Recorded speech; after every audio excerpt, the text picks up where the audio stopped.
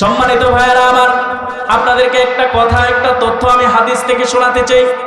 আল্লাহ নবী, বিশ্ব নবী মুহাম্মদ আরবি সাল্লাল্লাহু আলাইহি সাল্লাম ইরশাদ করেন, কোন বান্দা যদি সকাল সন্ধ্যা কালেমায়ে তাইয়্যিব, কালেমায়ে ইসলাম, ইসলামের কালিমা লা ইলাহা ইল্লাল্লাহ যদি জিকির করতে পারে, সকাল এবং সন্ধ্যা যদি জিকির করতে পারে, তার সকালে জিহ্বাটা তরতাজা হয় জিকিরের মাধ্যমে, সন্ধ্যার সময় তার জিহ্বাটা তরতাজা হয় জিকিরের মাধ্যমে।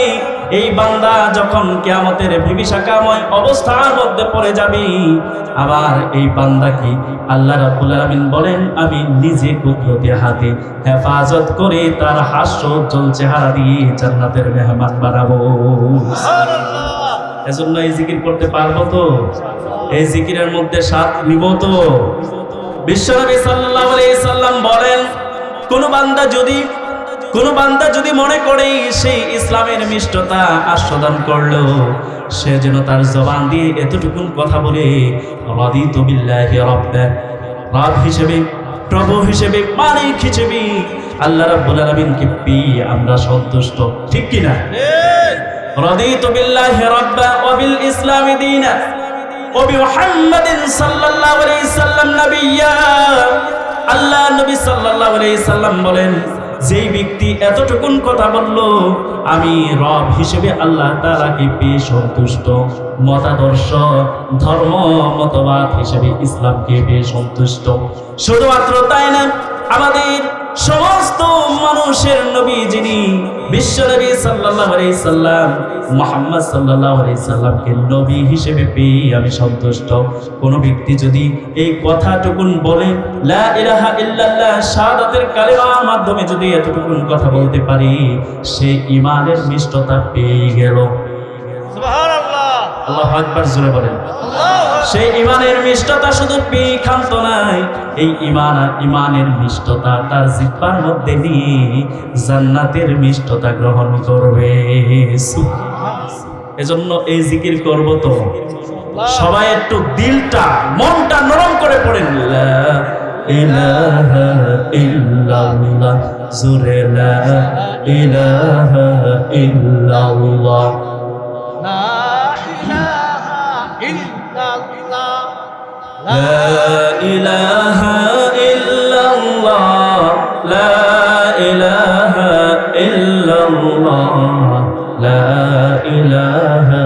ইল্লাল্লাহ, লা ইলাহা ইল্লাল্লাহ, লা ইলাহা ইল্লাল্লাহ, লা ইলাহা ইল্লাল্লাহ, লা ইলাহা ইল্লাল্লাহ, লা ইলাহা ইল্লাল্লাহ, মুহাম্মাদুর রাসূলুল্লাহ সাল্লাল্লাহু আলাইহি ওয়াসাল্লাম। সকলে দুরূদ শরীফ পড়েন, সাল্লাল্লাহু আলাইহি ওয়াসাল্লাম। আমার সাথে সবাই সংক্ষিপ্ত মোনাজাতে হাত তোলেন। আলহামদুলিল্লাহি রাব্বিল আলামিন, والصلاة والسلام على أشرف الأنبياء والمرسلين وعلى آله وأصحابه أجمعين। পাক পরবর্তীকার মাওলানা করিম, চেয়ে দেখুন আমরা প্রতিবই গুনাহগার বান্দা, বাগুয়াটা যুব সমাজের উদ্যোগে 15তম মাহফিলে আল্লাহ উপস্থিত হয়।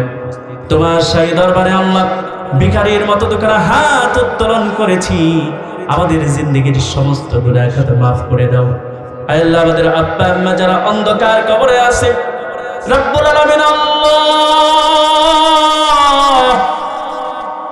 যারা অন্ধকার কবরে আব্বা আম্মাকে রেখে এসেছি মাওলা, আল্লাহ আমাদের আব্বা আম্মার জিন্দেগির সমস্ত গুনাহ খাতা মাফ করে দাও। আল্লাহ, তাদের কবরটাকে জান্নাতের টুকরা বাগান বানিয়ে দাও। আল্লাহ, আজকের এই মাহফিলটাকে তুমি কবুল মঞ্জুর করে নাও। আল্লাহ, আজকের প্রধান মেহমান, প্রধান অতিথি সহ যারা উপস্থিত হয়েছেন মাওলা, প্রত্যেকটা বান্দাকে তুমি কবুল মঞ্জুর করে নাও।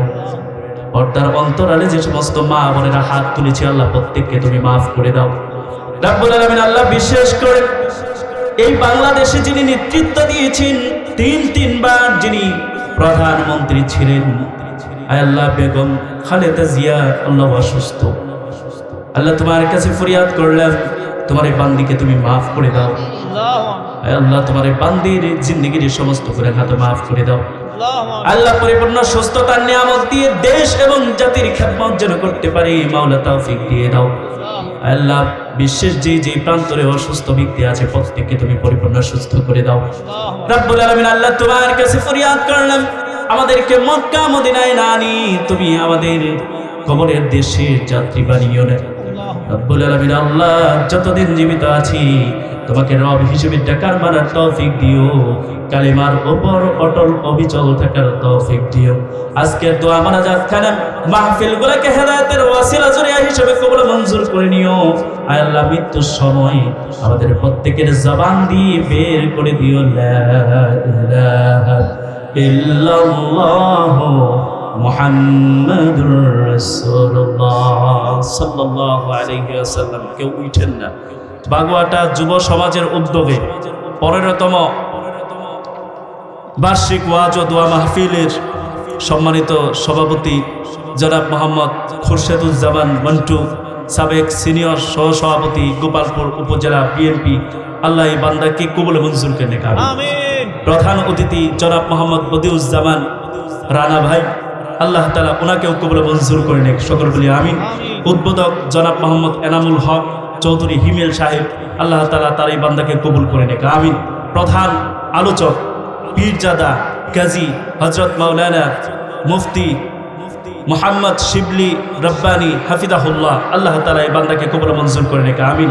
এ পর্যন্ত যারা আলোচনা রেখেছেন, আলোচনা করেছেন, আল্লাহ তাআলা প্রত্যেকের আলোচনার ভিতরে নূর পয়দা করে হেদায়েতের ওয়াসিলা জরিয়া হিসেবে সবাইকে কবুল মঞ্জুর করে নিয়ে আলোচনাকে কবুল মঞ্জুর করে নিয়ে চিল্লায় বলে আমিন। সম্মানিত ভাইয়েরা আমার, খুতবার মধ্যে আমি একখানা আয়াত তেলাওয়াত করেছি। আল্লাহ তাআলার কাছে তৌফিক কামনা করছি, তিনি যেন আমাকে সুন্দরভাবে উপস্থাপন করে আপনাদের হৃদয় পর্যন্ত এবং আমার নিজের হেদায়েতের জরিয়া এবং ওসিলা হিসেবে যেন এমন কিছু কথা বের করেন যে কথার মাধ্যমে আমারও ফায়দা হয়, আপনাদেরও ফায়দা হয়। আল্লাহ তাআলা গুছালো কিছু কথা বের করবার তৌফিক দান করুক। ওমা তাওফিকি ইল্লা বিল্লাহ আলাইহি তাওয়াক্কালতু ওয়া ইলাইহি উনীব। চিল্লায় বলেন আমিন, জোরে বলেন আমিন। আপনারা ক্লান্ত শ্রান্ত হয়ে গেছেন, মাঝখানে ফাঁকা জায়গা কেন? একটু বাবাজিরা একটু সামনের দিকে আগায় আসেন, আগায় আসেন একটু সামনের দিকে।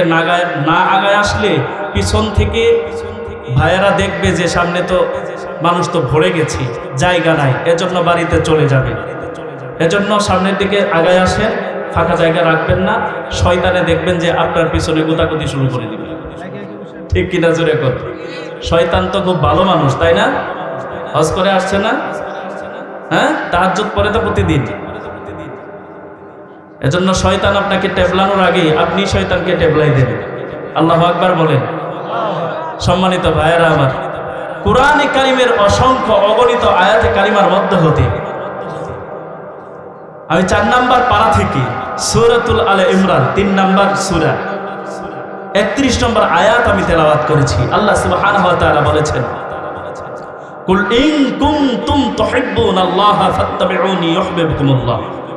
প্রিয় ভাইয়েরা আমার, বলেন তো পৃথিবীর মধ্যে আমরা যারা মুসলমান আছি আমাদেরকে আল্লাহ পাক ভালোবাসেন, চাই কারা কারা? সবাই চায় তো? প্রত্যেকটা মুসলমানের ইচ্ছা যে আমার রব আমাকে ভালোবাসো, আমার মনিব আমাকে ভালোবাসো, আমার আল্লাহ আমাকে ভালোবাসো। এটা তো সবাই কামনা করে, ঠিক কিনা জোরে বলেন? আল্লাহ তাআলা আমাদেরকে তথ্য দেন, তুমি কি আল্লাহ তাআলার ভালোবাসা পেতে চাও? আল্লাহ তাআলা তোমাকে প্রপোজ করুক, এটা তুমি চাও? আল্লাহু আকবার বলে না? এখন তো যুবকেরা প্রপোজ বুঝে, ঠিক কিনা কর? যুবকেরা প্রপোজ বুঝে, প্রপোজাল বুঝি। বিয়ের আগে দেখবেন যে এই সেই করে ইত্যাদি, ওইদিকে আমি নিচ্ছি না, চেষ্টা বোঝানোর জন্য বলছি। কে চাই এমন যে আল্লাহ তাআলা তাকে প্রপোজ করবে, তাকে প্রপোজ করবে, তাকে ভালোবাসার জন্য নিবেদন করবে? আল্লাহু আকবার বলেন।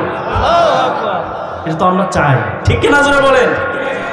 আল্লাহ তাআলা বলেন, আমার ভালোবাসা যদি পাইতে চাও তাহলে তোমাদেরকে শর্ত লাগিয়ে দিচ্ছি একটা, সেটা হলো আমার রাসূল মুহাম্মদ সাল্লাল্লাহু আলাইহি সাল্লামকে যদি তুমি ভালোবাসতে পারো, আমি আল্লাহ তোমার বাড়ির ভিতরে গিয়ে তোমাকে ভালোবাসবো। আল্লাহু আকবার।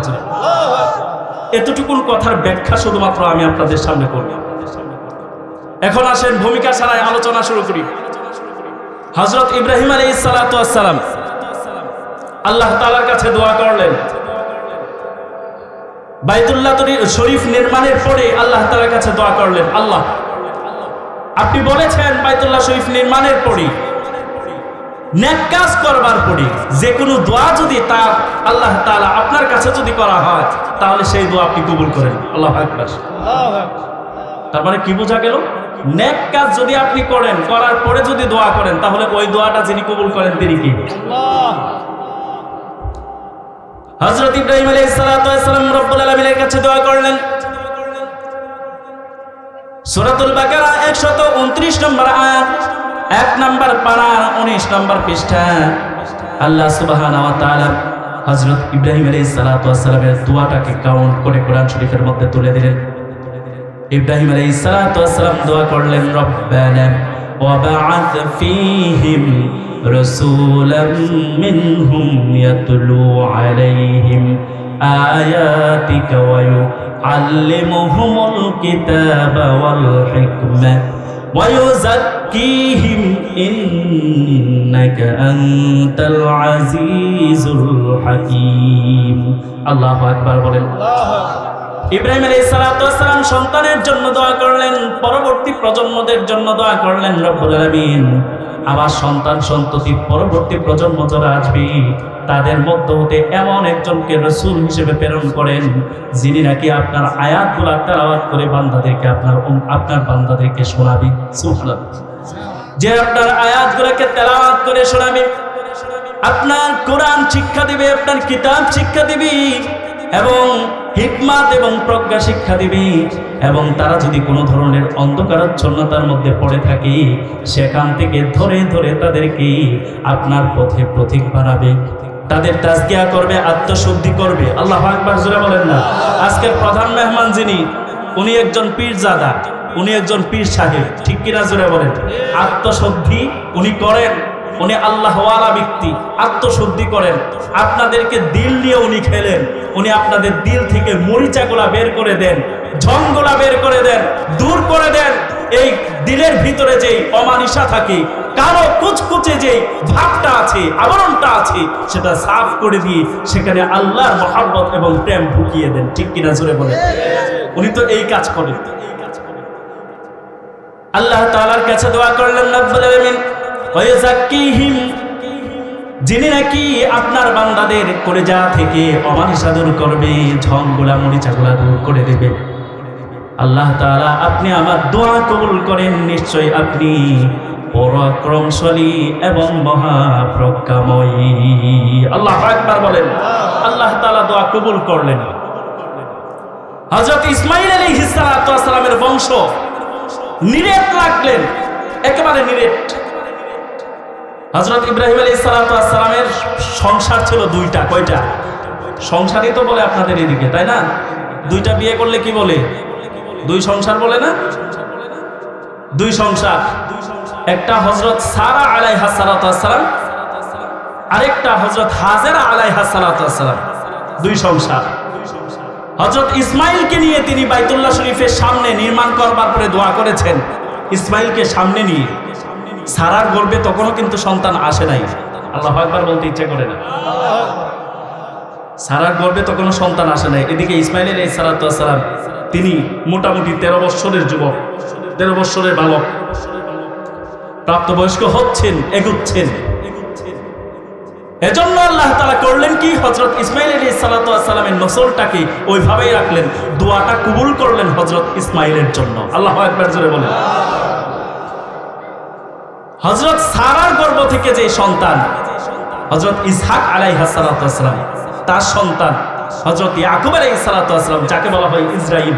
এই যে বনি ইসরাইল দেখি না, এই বনি ইসরাইল, এই ইসরাইলদের থেকে 24,000 নবী এবং পয়গম্বর আল্লাহ তাআলা প্রেরণ করেছেন। সুবহানাল্লাহ। হযরত ইব্রাহিম আলাইহিস সালাতু ওয়াস সালামের দোয়ার পাওয়ারটা দেখেন, পাওয়ারটা দেখেন দোয়া।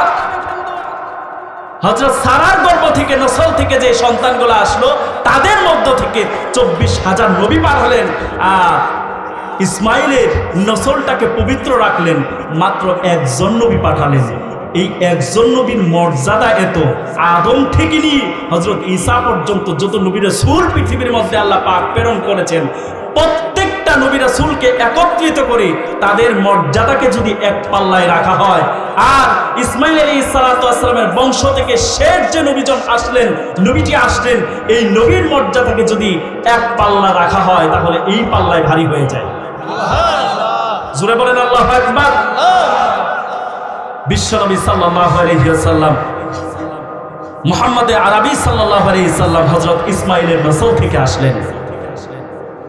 কবে আসলেন? তিনটা মত, ৮, ৯, ১২ রবিউল আউয়াল বিশ্বনবী সাল্লাল্লাহু আলাইহি সাল্লাম জমিনের মধ্যে আগমন ঘটলেন।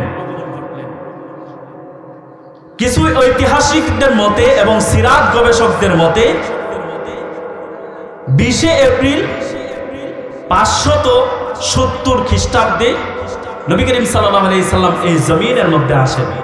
বর্তমানে যদি এআইকে আপনি জিজ্ঞাসা করেন নবীজির জন্ম কত সালে, তাহলে এআই আপনাকে উত্তর দিবে 22 এপ্রিল 571 খ্রিস্টাব্দে নবী করিম সাল্লাল্লাহু আলাইহি সাল্লাম সোমবারের দিন এই জমিনের মধ্যে অবতরণ ঘটান। আল্লাহু আকবার জোরে বলেন।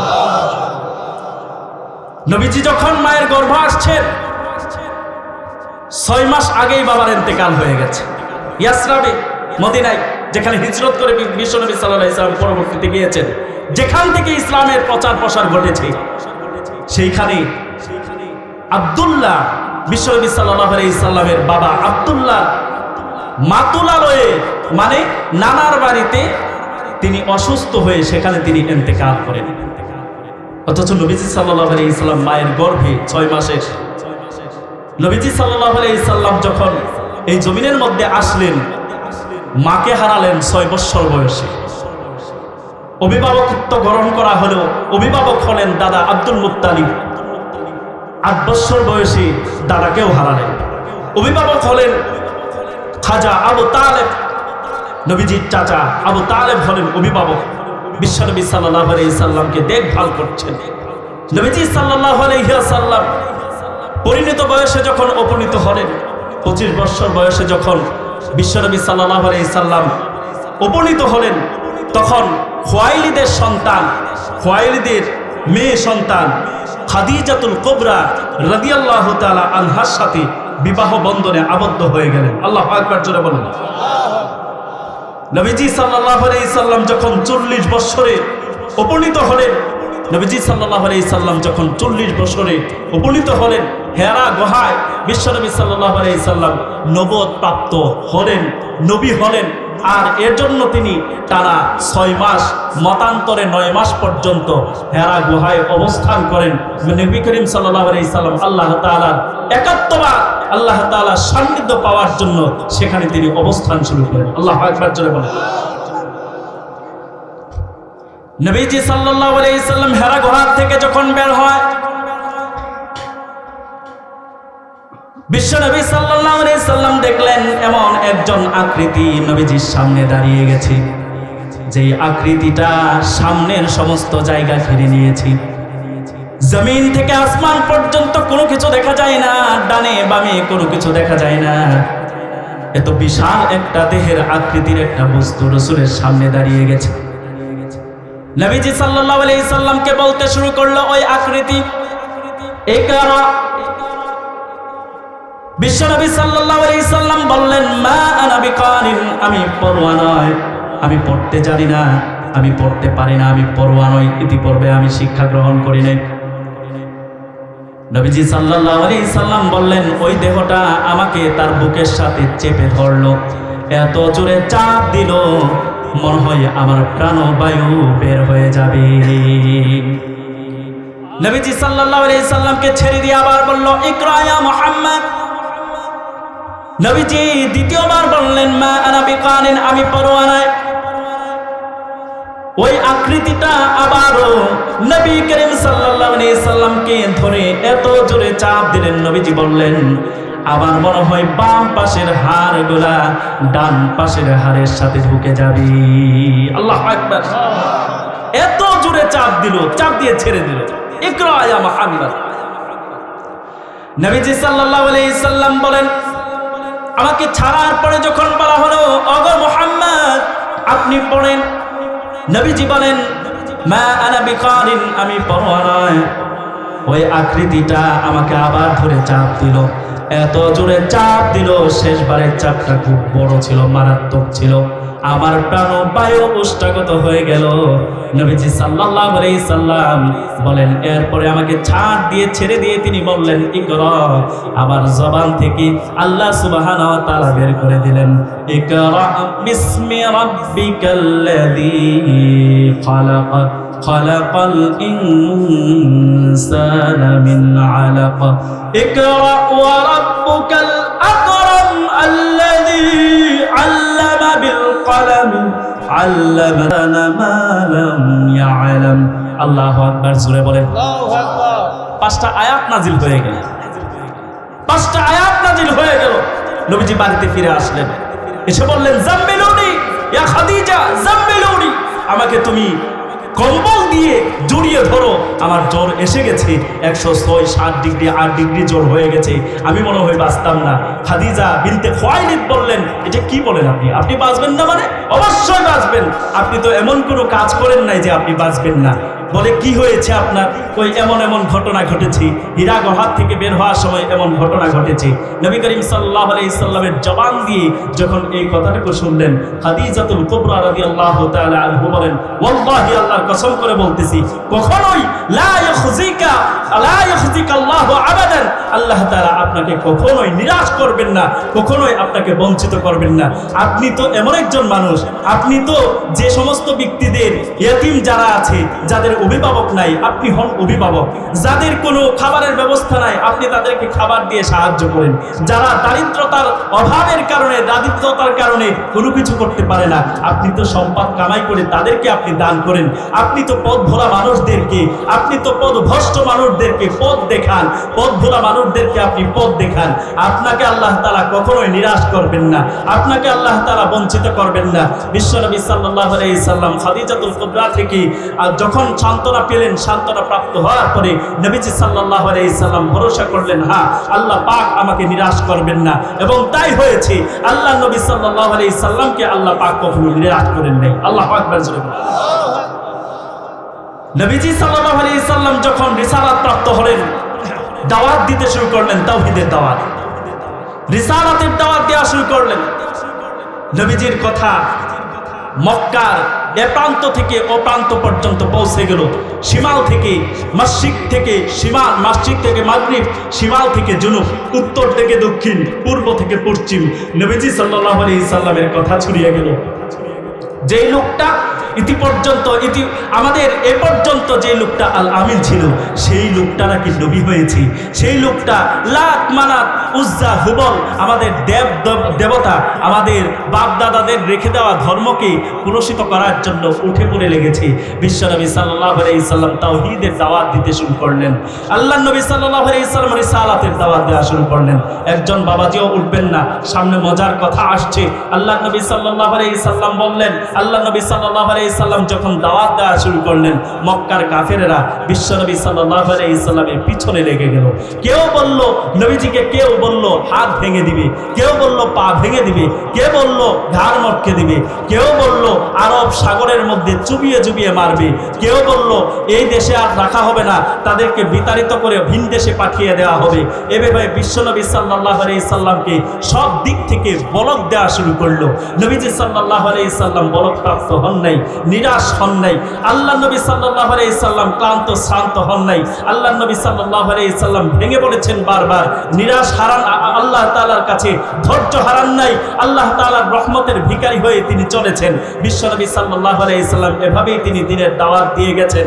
বিশ্বনবী সাল্লাল্লাহু আলাইহি সাল্লামকে যখন মক্কার কাফেরেরা ঠেট দেওয়া শুরু করলো, একদিন নবীজি ঘরের ভিতরে গিয়ে কান্না করেন। এই কান্না দেখে খাজা আবু তালেব বলল, ভাতিজা কি হয়েছে, কান্না করো কেন, কি হয়েছে, কি হয়েছে, কাঁদতেছো কেন? নবীজি সাল্লাল্লাহু আলাইহি সাল্লাম বললেন, চাচা আমি দিনের দাওয়াত দেই, তাওহীদের দাওয়াত দেই, কিন্তু মক্কার কাফেরেরা তো আমাকে বলি আমার হাত ভেঙে দিবে, পা ভেঙে দিবে, আমার ঘাড় মটকে দিবে, আমাকে আরব সাগরে চুবিয়ে চুবিয়ে মারবে। আমি এজন্য কান্না করছি না, কান্না করছি এই কারণে, আরে এই আল্লাহ ভোলা মানুষগুলা, তাওহীদ ভোলা মানুষগুলা, মুশরিক মানুষগুলা, আমার আত্মীয়গুলা, আমার দেশের মানুষগুলা, আমার বাড়ির মানুষগুলা, আমার সমাজের মানুষগুলা কিভাবে আল্লাহ তাআলাকে ভুলে গেল, কিভাবে আল্লাহ তাআলার ইবাদত করে না, কিভাবে আল্লাহ তাআলা তাদের জন্য জান্নাত বানিয়েছে, জান্নাত ছেড়ে দিয়ে জাহান্নামের পথে পথিক হলো।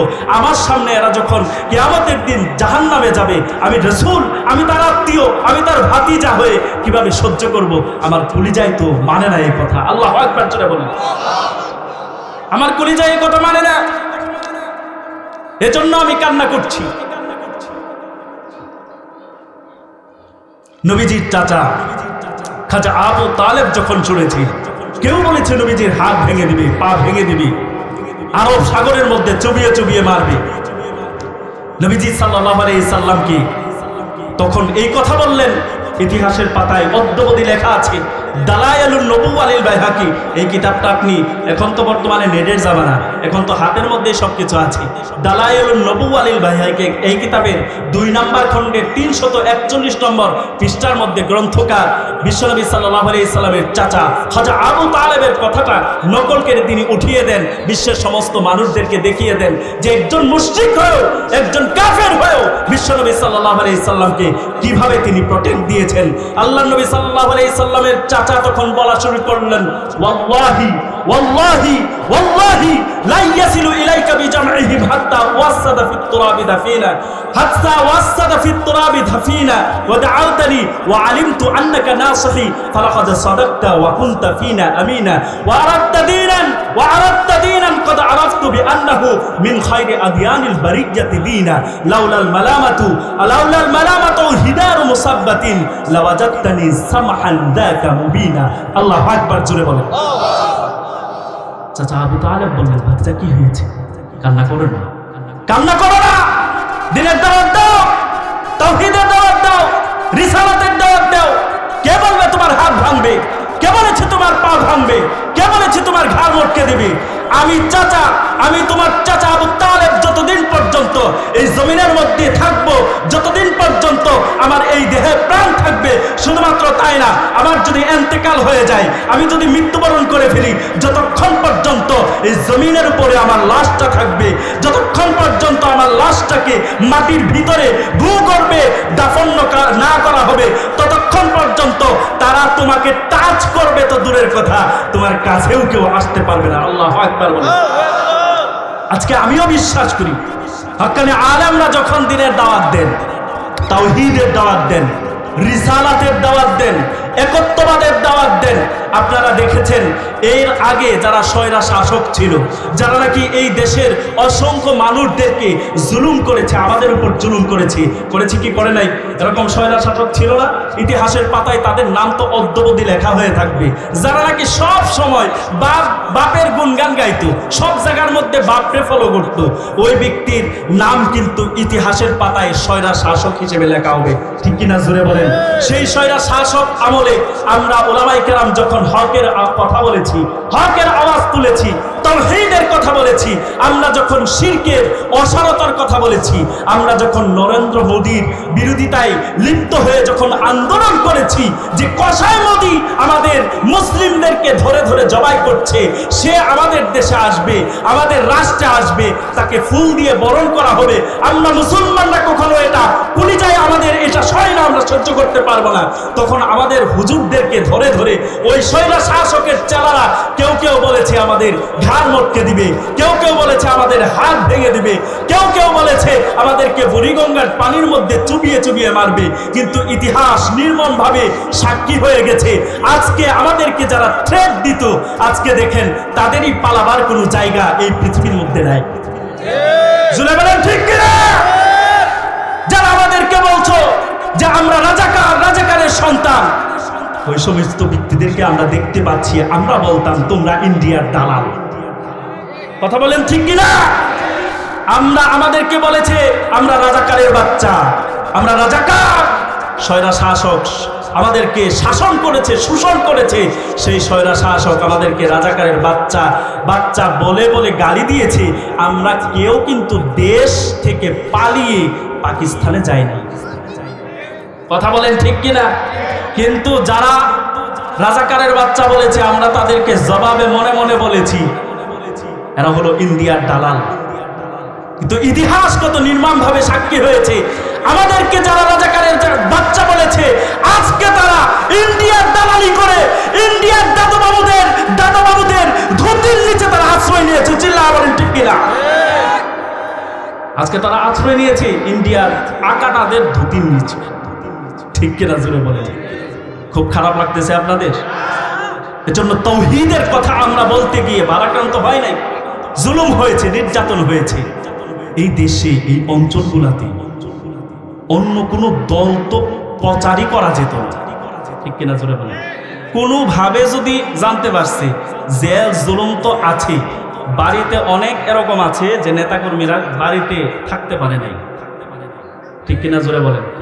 নির্যাতনের শিকার কেউ হয় নাই এলাকার মানুষ, কথা বলে না। এখন আবার দেখবেন এক শ্রেণী মানুষ আমাদেরকে বলে হুজুর রাজনীতির আলাপ করবেন না। এটা রাজনীতির আলাপ? কথা বলে না। রাজনীতির আলাপ এটা? স্বৈরা শাসন শোষণ করেছি, জুলুম করেছি, নির্যাতন করেছি, এটা আমরা বলতে পারবো না? আজীব কথা, আমরা বলতে পারবো না এটা? তাহলে আল্লাহ তাআলার কোরআনের মধ্যে আল্লাহ তাআলা কেন বললেন? কোরআনের মধ্যে ফিরআউনের আলোচনা নাই? কথা বলেন, কথা বলেন। নমরুদের আলোচনা নাই, হামানের আলোচনা নাই, কারুনের আলোচনা নাই?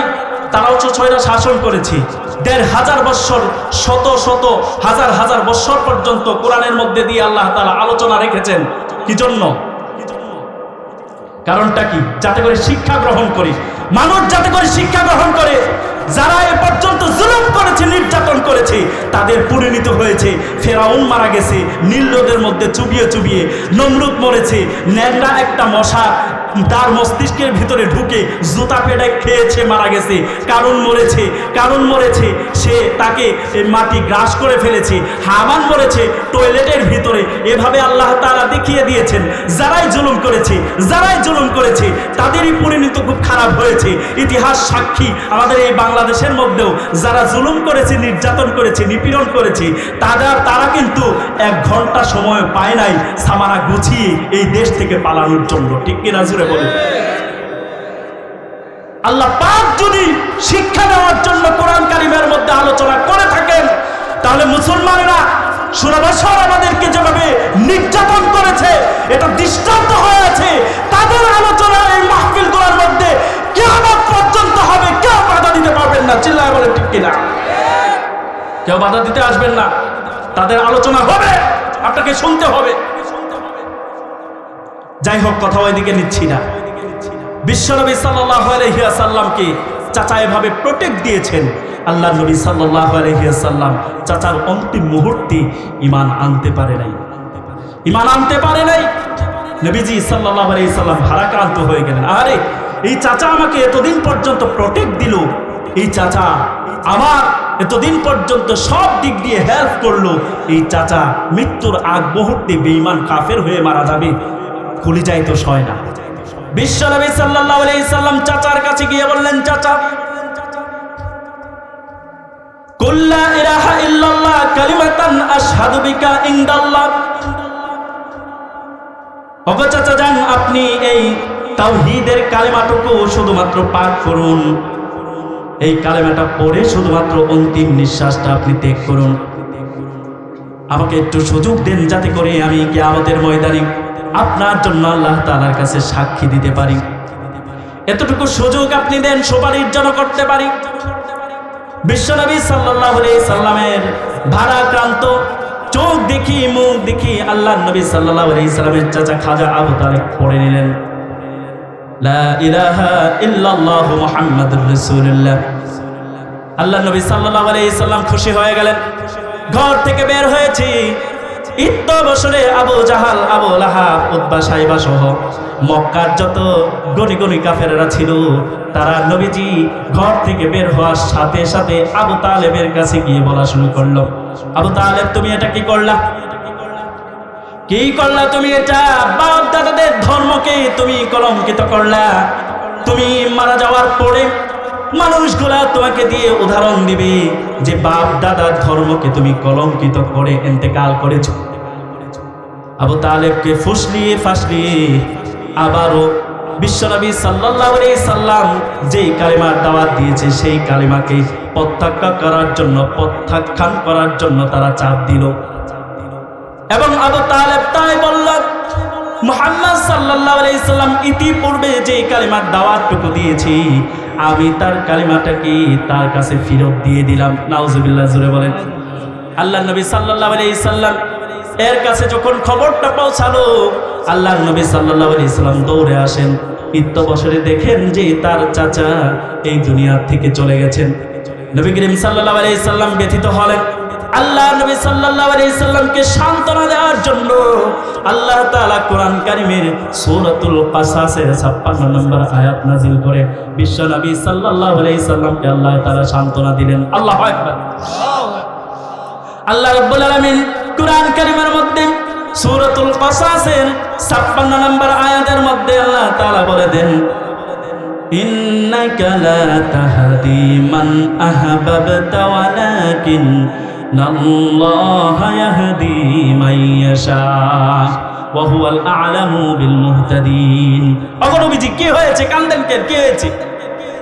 হেদায়েতের মালিক তো আপনি না, হেদায়েতের মালিক আমি আল্লাহ, আমার হাতে হেদায়েত। আপনি টেনশন করেন, কান্না করেন কেন? আমি হেদায়েত তার নসিবে রাখি নাই, এজন্য হেদায়েত পাই নাই। আপনি যাকে ভালোবাসবেন তাকে আমি হেদায়েত দেব, এটা বিষয় নাকি? আপনি কানবেন না। আমি আল্লাহ তাআলার ফরমানই ছিল এমন যে সে কাফের অবস্থায় মারা যাবে। সুতরাং টেনশনের কারণ নাই, কান্না করার কারণ নাই। আপনার চাচা প্রটেক্ট দিয়েছি, আমি আল্লাহর রহমতের কারণে তো প্রটেক্ট দিয়েছি। আল্লাহু আকবার, জোরে বলেন। আর আমি আল্লাহ জানি, আমি জানি ওয়া আ'লামু বিল মুহতাদিন। এই যে এই জমিনের মধ্যে বসবাস করছে না, কারা হেদায়েত প্রাপ্ত আর কারা হেদায়েত প্রাপ্ত না, এটা আমি আল্লাহ ভালো করে জানি, আর কেউ ভালো করে জানে না। আল্লাহু আকবার, জোরে বলেন না। আমার নবীকে কেউ যেন মিথ্যা নবী না বলতে পারে, আল্লাহ তাআলা কোরআন কারীমের অসংখ্য অগণিত আয়াতে কারিমা এটার প্রমাণ রেখে দিয়েছেন। আল্লাহু আকবার, জোরে বলেন। আমাদের নবী সত্য নবী, হক নবী।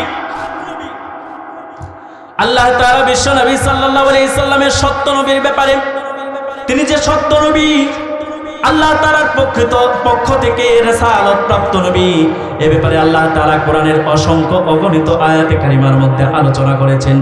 আমি কয়েকটা আয়াত আপনাদের সমীকে আমি শুধুমাত্র উপস্থাপন করতে চাই। আপনি কোরআন মাজিদ যদি খোলেন, প্রথম পারার 19 নম্বর পৃষ্ঠা, সূরাতুল বাকারার 129 নম্বর পৃষ্ঠা, সূরাতুল বাকারার 129 নম্বর আয়াত এবং 152 নম্বর আয়াতে আল্লাহ তাআলা বিশ্ব নবী সাল্লাল্লাহু আলাইহি সাল্লামের রিসালাতের ব্যাপারে আলোচনা করেছেন। আল্লাহু আকবার বলেন। আল্লাহ তাআলা বলেন, রব্বানা وَبَعَثْ فِيهِمْ رَسُولًا مِّنْهُمْ يَتْلُو عَلَيْهِمْ آيَاتِكَ وَيُعَلِّمُهُمُ الْكِتَابَ وَالْحِكْمَةَ وَيُزَكِّيهِمْ إِنَّكَ أَنْتَ الْعَزِيزُ الْحَكِيمُ। আল্লাহু আকবার, জোরে বলেন। আল্লাহ তাআলা বিশ্ব নবী মুহাম্মদের নবী সাল্লাল্লাহু আলাইহি সাল্লাম যে এত বড় মাপের নবী, আল্লাহ তাআলা তাকে এত মর্যাদা দিয়েছেন, এত সম্মান দিয়েছেন, তাকে এই বিশ্বের সমস্ত প্রান্তরের জন্য আল্লাহ তাআলা নাজির হিসেবে প্রেরণ করেছেন। আল্লাহু আকবার, জোরে বলেন। এই ব্যাপারে আল্লাহ তাআলা, আপনি কোরআন মাজিদ খুলেন, আল্লাহ তাআলা সূরাতুল ফুরকানের প্রথম আয়াতের মধ্যে বলেন, তাবারাকাল্লাযী নাযালাল ফুরকানা আলা আবদিহি লিয়াকুনা লিল আলামিন নাযীরা। আল্লাহু আকবার। আল্লাহ তাআলা তার বিশ্বনবী মুহাম্মদ আরবি সাল্লাল্লাহু আলাইহি সাল্লামকে এই পুরো বিশ্বের জন্য রহমত হিসেবে প্রেরণ করেছেন। এই ব্যাপারে আল্লাহ তাআলা সূরাতুল আম্বিয়ার শেষ পৃষ্ঠা 107 নম্বর আয়াতে আল্লাহ তাআলা স্পষ্ট ভাষায় বলেন, ওয়া মা আরসালনাকা ইল্লা রাহমাতাল লিল আলামিন। আল্লাহু আকবার, জোরে বলেন। আমার নবী, আপনার নবী বিশ্ব নবী সাল্লাল্লাহু আলাইহি সাল্লাম সমস্ত বিশ্বের মানবতার অগ্রদূত। আল্লাহর নবী সমস্ত বিশ্বের মানুষের জন্য রহমত। এ ব্যাপারে আল্লাহ তাআলা কোরআন কারীমের অসংখ্য অগণিত আয়াতে কারিমার মধ্যে ইরশাদ করেছেন, বিশ্ব নবী সাল্লাল্লাহু আলাইহি সাল্লাম যে দিন নিয়ে এসেছেন, এই দিনটা হলো হক। আল্লাহ নবী সাল্লাল্লাহু আলাইহি সাল্লামের উপর যে কোরআন নাজিল করা হয়েছে সেটা হক, সেটা সত্য। এ ব্যাপারে আল্লাহ তাআলা 26 নম্বর পারা সূরাতুল মুহাম্মদ 2 নম্বর আয়াতে আল্লাহ তাআলা স্পষ্ট ভাষায় বলেন وآمنوا بما نزل على محمد وهو الحق من ربهم ঈমান আনো তোমরা সেই জিনিসের উপর যা মুহাম্মদ সাল্লাল্লাহু আলাইহি সাল্লামের উপর অবতীর্ণ করা হয়েছে। আল্লাহু আকবার। এটা হক, এটা সত্য। আল্লাহর নবী সাল্লাল্লাহু আলাইহি সাল্লামের দ্বীন হলো পুরো বিশ্বব্যাপী। আল্লাহর নবী সাল্লাল্লাহু আলাইহি সাল্লাম যে দ্বীন এনেছেন এই দ্বীন হলো সত্য দ্বীন। এই দ্বীন আসার পরে সমস্ত দ্বীন বাতিল দ্বীন। আল্লাহু আকবার জোরে বলেন। আল্লাহর দ্বীন ইসলাম মনোনীত ধর্ম। এই ধর্ম বিশ্ব নবী সাল্লাল্লাহু আলাইহি সাল্লামের মাধ্যমে এনে সমস্ত ধর্মকে অবাঞ্ছিত ঘোষণা করা হয়েছে। আল্লাহ তাআলা কোরআন কারিমে, আপনি যদি কোরআন কারিম খোলেন সূরাতুল ফাতাহের শেষ পৃষ্ঠার আগের পৃষ্ঠা, আল্লাহ তাআলা 28 নম্বর আয়াতে, সূরাতুল ফাতহের 28 নম্বর আয়াতে আল্লাহ তাআলা বলেন ওয়াল্লাযী আরসালা রাসূলাহু বিল হুদা والذي أرسل رسوله بالهدى ودين الحق ليظهره على الدين كله وكفى بالله شهيدا অপর আয়াতের মধ্যে আল্লাহ তাআলা বলেন মুহাম্মাদুর রাসূলুল্লাহ মুহাম্মাদুর রাসূলুল্লাহ والذين معه أشداء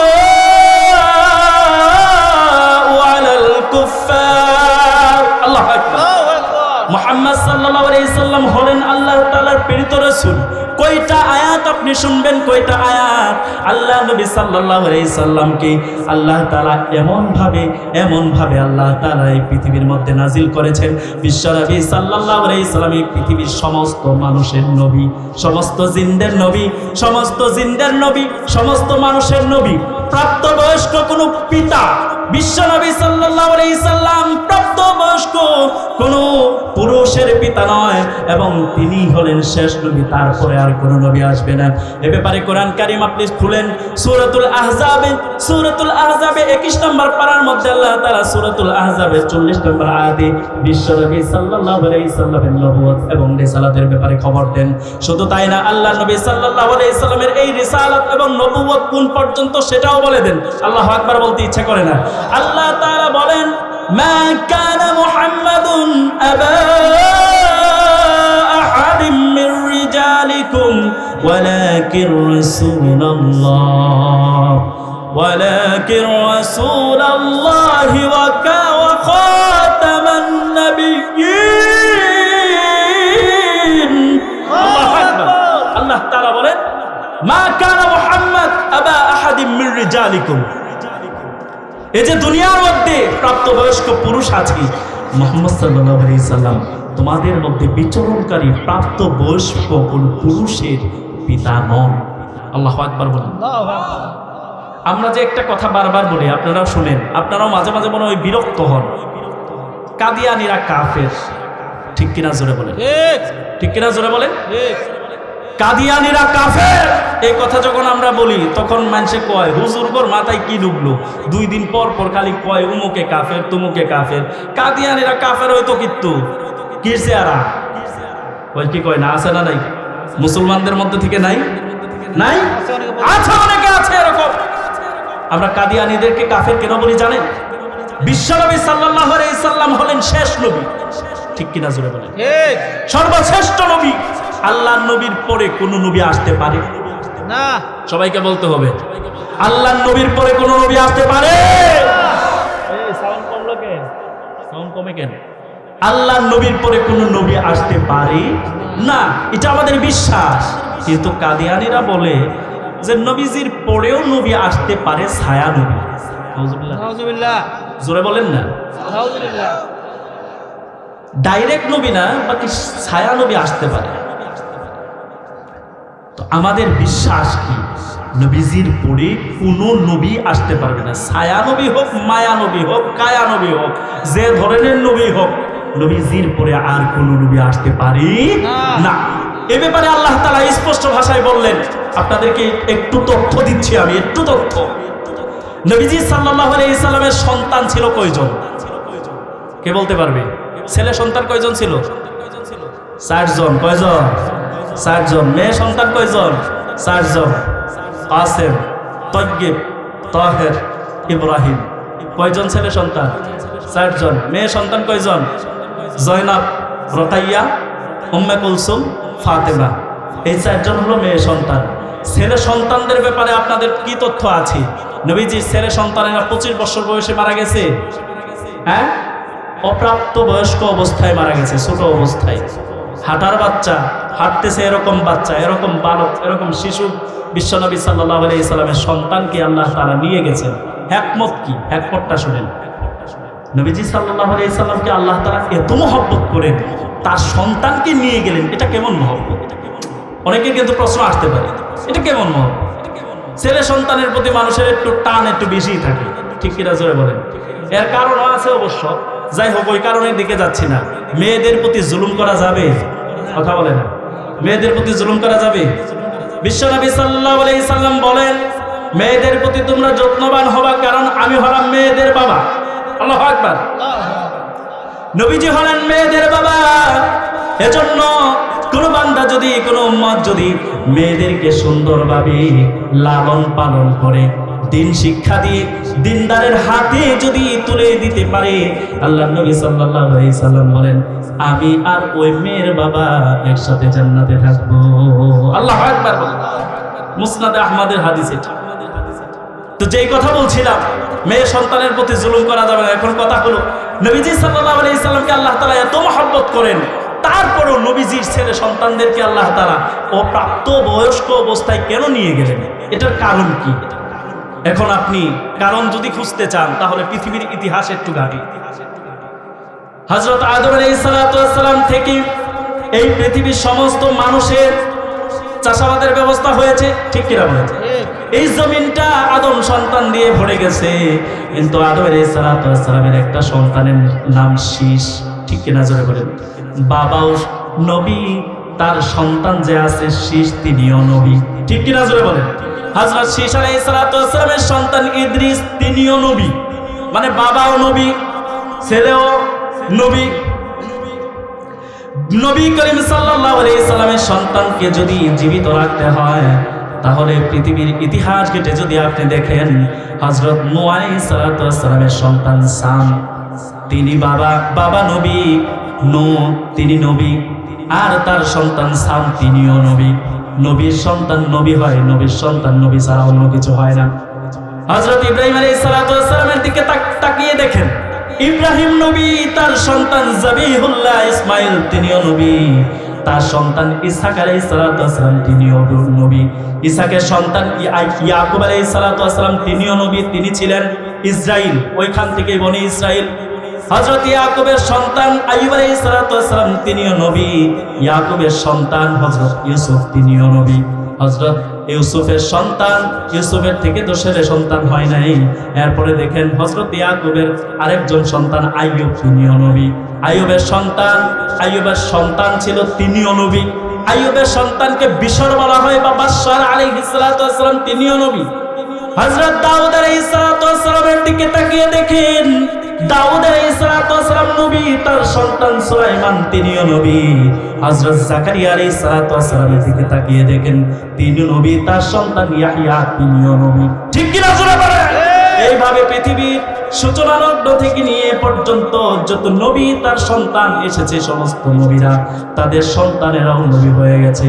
আল্লাহ নবী সাল্লাল্লাহু আলাইহি সাল্লামের সন্তানকে যদি প্রাপ্ত বয়স্ক অবস্থায় জীবিত রাখতে হয়, তাহলে হিসাবে তো তাই দাঁড়ায় নবীর নবুয়তকে, সম্মানকে অক্ষুণ্ণ রাখার জন্য নবীর সন্তান তিনিও নবী হবেন, ঠিক কিনা জোরে বলেন? নবীর নবুয়ত অক্ষুণ্ণ রাখার জন্য তো তার সন্তানকেও নবী বানাতে হয়। এখন ঘটনা হলো, আল্লাহ তাআলা পরের আয়াতের মধ্যে বলেন, আয়াতে কারিমার পরের অংশের মধ্যে বলেন, মা কানা মুহাম্মাদুন আবা আহাদিম মির রিজালিকুম ওয়ালাকিন রাসূলুল্লাহ, তিনি হলেন আল্লাহর রাসূল ওয়া খাতামান নাবিয়্যিন, তিনি সমস্ত নবীদের পরিসমাপ্তকারী। আল্লাহু আকবার বলেন, তিনি নবীদের পরিসমাপ্তকারী। এখন যদি নবীর সন্তানকে প্রাপ্তবয়স্ক রেখে নবী না বানানো হয়, তাহলে যেমন নবুয়ত ঠিক থাকে না, আবার নবুয়ত যদি দেয়া হয় খাতামুন নাবিয়্যিন, শেষ নবী হওয়া, এটাও ঠিক থাকে না। চিল্লায় বলেন ঠিক কিনা, জোরে বলেন ঠিক কিনা? সবাই তো বুঝতে পারছেন। এজন্য আল্লাহ তাআলা বিশ্বনবী সাল্লাল্লাহু আলাইহি সাল্লামকে বললেন, ওগো নবীজি টেনশন করেন না, আপনাকে আপনার সন্তান ছেলে সন্তানের পরিবর্তে হাউজে কাউসার দান করবেন। আল্লাহু আকবার জোরে বলেন। ইন্না আ'তাইনা ফাসাল্লি লিরাব্বিকা ওয়ানহার ইন্না শানিআকা হুয়াল আবতার। আল্লাহু আকবার জোরে বলেন। নবীজির সন্তান ছেলে সন্তানদেরকে জীবিত না রেখে তাদেরকে আল্লাহ তাআলা ইন্তেকাল ঘটানোর মাধ্যমে আল্লাহ নবী সাল্লাল্লাহু আলাইহি সাল্লাম মনের ভিতরে যে দুঃখ কষ্ট পেয়েছেন, আল্লাহ তাআলা হাউজে কাউসার দান করে সেই কষ্ট দূর করে দিয়েছেন। আল্লাহু আকবার জোরে বলেন। হাউজে কাউসার কার জন্য?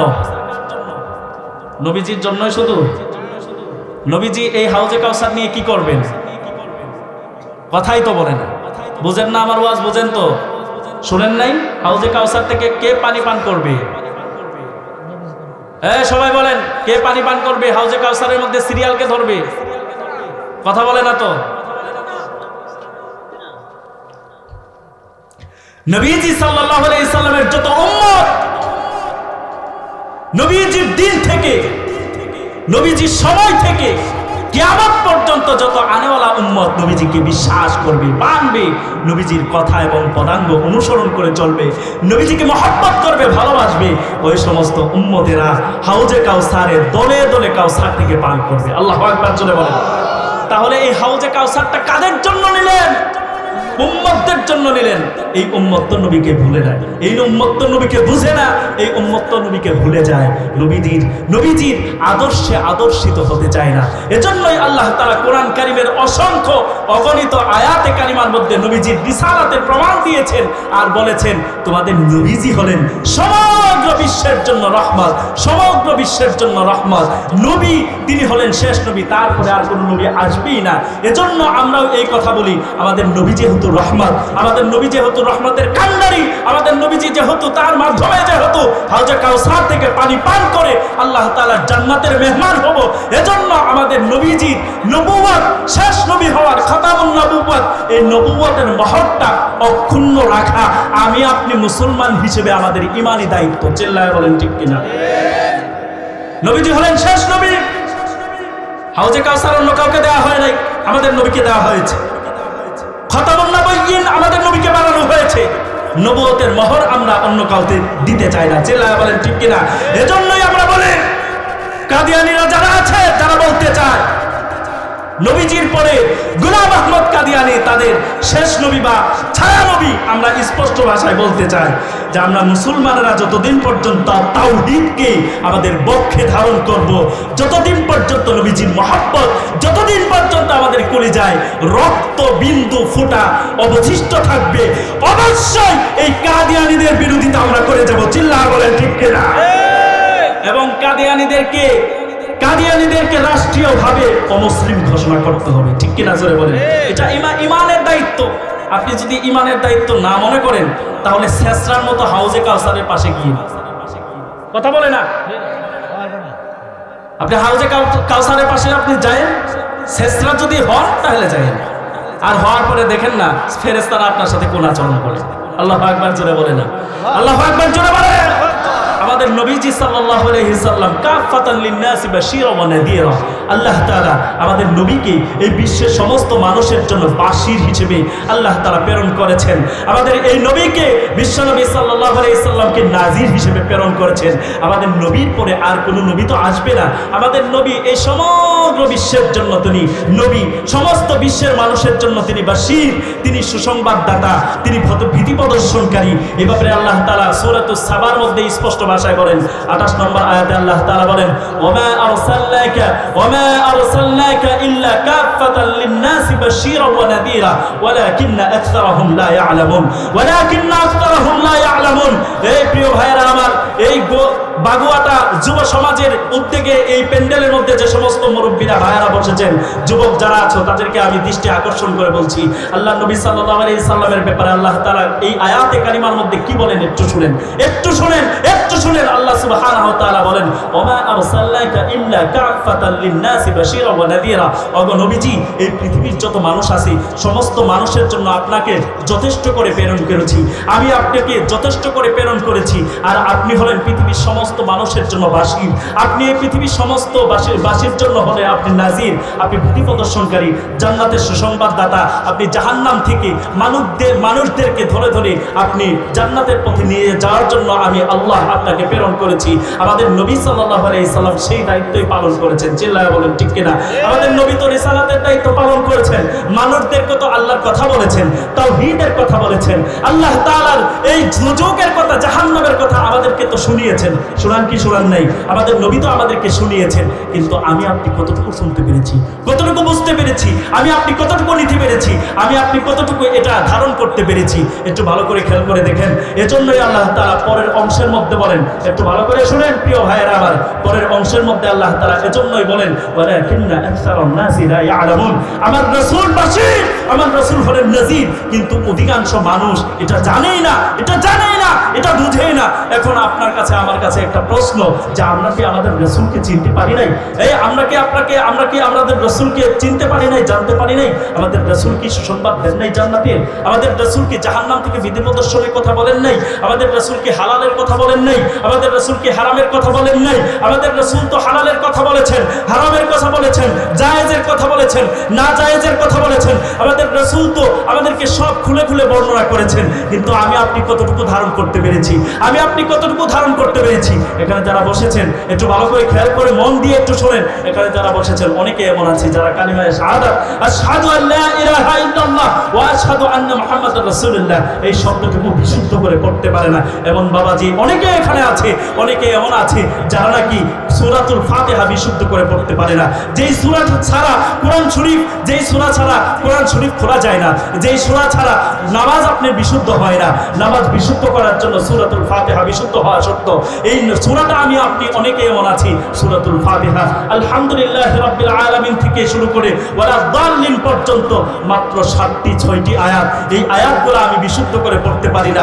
আমি আপনি নামাজ বিশুদ্ধ হওয়ার জন্য সূরা ফাতিহার পরে ছোট্ট এক টুকরা সূরা আপনাকে দিয়ে নামাজটাকে বিশুদ্ধ করতে হয়। আমি আপনি কয়জন জানি? এই অবস্থায় যদি আমাদের রাসূলের কাছে আমাকে দেওয়া হয়, আমার রাসূলের সামনে উপস্থাপন করা হয়, তাহলে আমি কি উত্তর দিব? রাসূলের কাছে কি উত্তর দিব? আল্লাহর কাছে আমি কি উত্তর দিব? আল্লাহ নবী সাল্লাল্লাহু আলাইহি সাল্লাম তো ছিলেন বাশীর, আল্লাহ রাসূল সাল্লাল্লাহু আলাইহি সাল্লাম তো ছিলেন নাযীর। আমরা তো আমাদের চরিত্র সুন্দর করার জন্য উপমা খুঁজে পাই না, আমরা নেতা খুঁজে পাই না যেই নেতার পদাঙ্গ অনুসরণ করে, আমি যেই নেতার পথ ধরে হাত ধরে আমি শেষ পর্যন্ত যেতে পারবো, আমি লাস্ট পর্যন্ত আমার মৃত্যু পর্যন্ত আমি যেতে পারবো, এই নেতাকেও তো আমি ভালো করে খুঁজে নিতে পারি নাই। আল্লাহ নবী সাল্লাল্লাহু আলাইহি সাল্লামের ব্যাপারে আল্লাহ তাআলা সূরাতুল আহজাব 21 নম্বর আয়াতের মধ্যে বলেছেন, এই যুবকেরা তোমরা ভালো করে শুনো, একটু ভালো করে শুনো। যুবক যারা আছো, তুমি কার দিকে মনোনিবেশ করেছো? তুমি কোন কথার দিকে তুমি মনোনিবেশ করেছো? আল্লাহ তাআলা আমাদের রাসূলের ভিতরে কি উত্তম আদর্শ রাখেন নাই? আমাদের রাসূলের ভিতরে কি উত্তম চরিত্র রাখেন নাই? আল্লাহ তাআলা কোরআন কারীমের মধ্যে স্পষ্ট ভাষায় সূরাতুল আহজাব 21 নম্বর আয়াতে আল্লাহ তাআলা বলেন লাকাদ কানা লাকুম ফি রাসূলিল্লাহি উসওয়াতুন হাসানাহ, তোমাদের রাসূলের ভিতরে মুহাম্মদ সাল্লাল্লাহু আলাইহি সাল্লামের ভিতরে উত্তম আদর্শ, উত্তম আদর্শ, উত্তম চরিত্র এই বিশ্বের সমস্ত উম্মতের জন্য আল্লাহ পাক রেখে দিয়েছেন। আমি রেখে দিয়েছি। আল্লাহ তাআলা পরক্ষণে আবার এই কথা বলেছেন, এই কথা আল্লাহ তাআলা বলেছেন ওই সমস্ত ব্যক্তিদের জন্য লিমান কানা ইয়ারজুল্লাহ ওয়াল ইয়াউমাল আখিরা, ওই ব্যক্তি যারা নাকি কিয়ামত দিবসকে বিশ্বাস করে, যারা আল্লাহকে বিশ্বাস করে, আল্লাহ তাআলার পদাঙ্গ অনুসরণে যাদের নিজেদের জীবনকে চরিত্রমণ্ডিত করে, ওই সমস্ত ব্যক্তিদের জন্য বিশ্বনবী সাল্লাল্লাহু আলাইহি সাল্লামের ভিতরে উত্তম আদর্শ আল্লাহ তাআলা রেখে দিয়েছেন। আম্মা জান আয়েশা সিদ্দিকা রাদিয়াল্লাহু তাআলা আনহাকে জিজ্ঞাসা করা হলো, ওগো নবীজির পত্নী আমাদের আম্মা জান, আপনি একটু বলেন তো আল্লাহর নবী সাল্লাল্লাহু আলাইহি সাল্লামের চরিত্র কেমন ছিল? বিশ্বনবী সাল্লাল্লাহু আলাইহি সাল্লামের সবচেয়ে কনিষ্ঠ স্ত্রী আম্মা জান আয়েশা সিদ্দিকা রাদিয়াল্লাহু তাআলা আনহা তখন বললেন, তোমরা কি কোরআন পড়ো না? সকাল থেকে সন্ধ্যা পর্যন্ত কি কোরআন একটুও দেখো না? ওই কোরআনের A to Z, কোরআনের ভিতরে বিসমিল্লাহর বা থেকে শুরু করে কোরআন শরীফের একেবারে শেষের যে পৃষ্ঠা সূরাতুন নাসের সিন পর্যন্ত A to Z যা আছে আল্লাহর নবী সাল্লাল্লাহু আলাইহি সাল্লামের জীবনের ভিতরে আল্লাহ তাআলা তা দিয়েছিলেন। আমাদের নবীকে আল্লাহ তাআলা এত মর্যাদা সম্পন্ন করেছেন, এত চরিত্রমণ্ডিত করেছেন, কিন্তু আমি আপনি আমাদের রাসূলকে চিনতে পারি নাই। নাই, আমি আপনি আমার রাসূলকে জানতে পারি নাই, আমি আপনি আমাদের রাসূলকে মানতে পারি নাই। আরে আমাদের রাসূলের ব্যাপারে আমরা এত অবহেলা কেন? আমাদের রাসূলের সুন্নতের ব্যাপারে আমাদের এত অবহেলা কেন? আমরা কোন দিকে যাব? আমাদের মৃত্যুর পরে তিনটা প্রশ্ন করা হবে। কয়টা প্রশ্ন? তিনটা প্রশ্ন। একটা প্রশ্ন, প্রথম প্রশ্ন হবে মার রব্বুকা, মার রব্বুকা, মার রব্বুক, তোমার রবকে, তোমার রবকে, তোমার প্রভুকে, তোমার রবকে। তখন যদি আপনি বিশ্বনবী সাল্লাল্লাহু আলাইহি সাল্লামের পদাঙ্গ অনুসরণ করে আপনি যদি প্র্যাকটিসিং মুসলিম না হতে পারেন, তাহলে আপনার জবান দিয়ে রব্বে আল্লাহ বের হবে না। নাউজুবিল্লাহ জোরে বলেন, আমাদের জবান দিয়ে বের হবে না। এজন্য প্র্যাকটিসিং মুসলিম যদি আপনি হন, তাহলে আপনার জবান দিয়ে আমার আল্লাহ, আমার রব বের করে দিবে। রব্বি আল্লাহ, বান্দা তুমি আমাকে ডাকো, তুমি এই দুনিয়াতে থাকা অবস্থায় আমাকে ডেকে এসেছো, এজন্য আমি রব তোমাকে কবরের মধ্যে মুনকার নাকির জিজ্ঞাসা করছে, আমি রব আরশ থেকে তোমার জবাব দিয়ে দিচ্ছি। রব্বি আল্লাহ, আল্লাহু আকবার জোরে বলেন।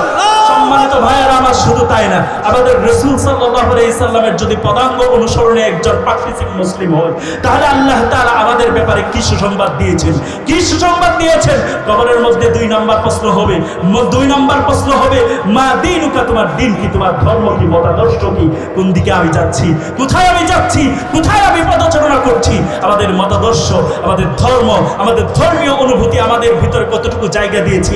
আল্লাহ তাআলা বলেন যদি তুমি এই ইসলামের উপর না চলতে পারো, ইন্না দীনা ইনদাল্লাহিল ইসলাম, আল্লাহ তাআলার কাছে মনোনীত ধর্ম এবং মতাদর্শের নাম হলো ইসলাম। ইসলামের উপরে যদি তুমি চলতে পারো, কবরে তোমার জবান দিয়ে ইসলাম শব্দ উচ্চারিত হবে। আর যদি না চলতে পারো, তাহলে 1000 বার যদি তোমার মুখের ভিতরে, পেটের ভিতরে এটম বম মারা হয়, যদি তোমার মুখের ভিতরে, পেটের ভিতরে টাইম বম ফিট করা হয়, তোমার জবান দিয়ে দীনিয়াল ইসলাম শব্দটুকু আসবে না। এরপরে কবরের মধ্যে 3 নম্বর প্রশ্নের নাম কি? মান হাদার রাজুল আল্লাযী বুইসা ফীকুম, এই লোকটাকে যাকে তোমাদের কাছে প্রেরণ করা হয়েছে, আমি আপনি যদি নবীদের আদর্শে যদি আদর্শবান না হতে পারি, আমাদের নবীকে যদি আমরা মাইল ফলক হিসেবে না নিতে পারি, যুবকরা একটু ভালো করে শোনো, আমাদের নবীজির আদর্শে যদি আদর্শবান না হতে পারি, তাহলে আমার জবান দিয়ে এই কথা বের হবে না। আর যে সমস্ত ব্যক্তিরা এই দুনিয়ার মধ্যে থাকা অবস্থায় আমাদের নবীজির পদাঙ্গ অনুসরণে একজন প্র্যাকটিসিং মুসলিম, একজন উম্মাহ হয়েছেন, একজন রাসূলের খাঁটি আশিক হয়েছেন, আল্লাহ নবী সাল্লাল্লাহু আলাইহি সাল্লাম বলেছেন এই কথা যে তার জবান দিয়ে শুধু বের হবে না, আমি রাসূল ইশারা দিয়ে কবরের মধ্যে বলে দিব, হাদা উম্মতি, এটাই হলো আমার উম্মত। আল্লাহু আকবার জোরে বলুন। আল্লাহু আকবার। আমরা কোথায় যাচ্ছি? আমাদের রাসূলকে আমরা চিনতে পারি নাই, আমাদের রাসূলকে আমরা চিনি নাই। এই অবস্থায় আমার আপনার মৃত্যু হলে, ইন্তেকাল হলে কি অবস্থা হবে? অথচ বন জঙ্গলের পশু পাখি পর্যন্ত আমাদের রাসূলকে চিনেছে।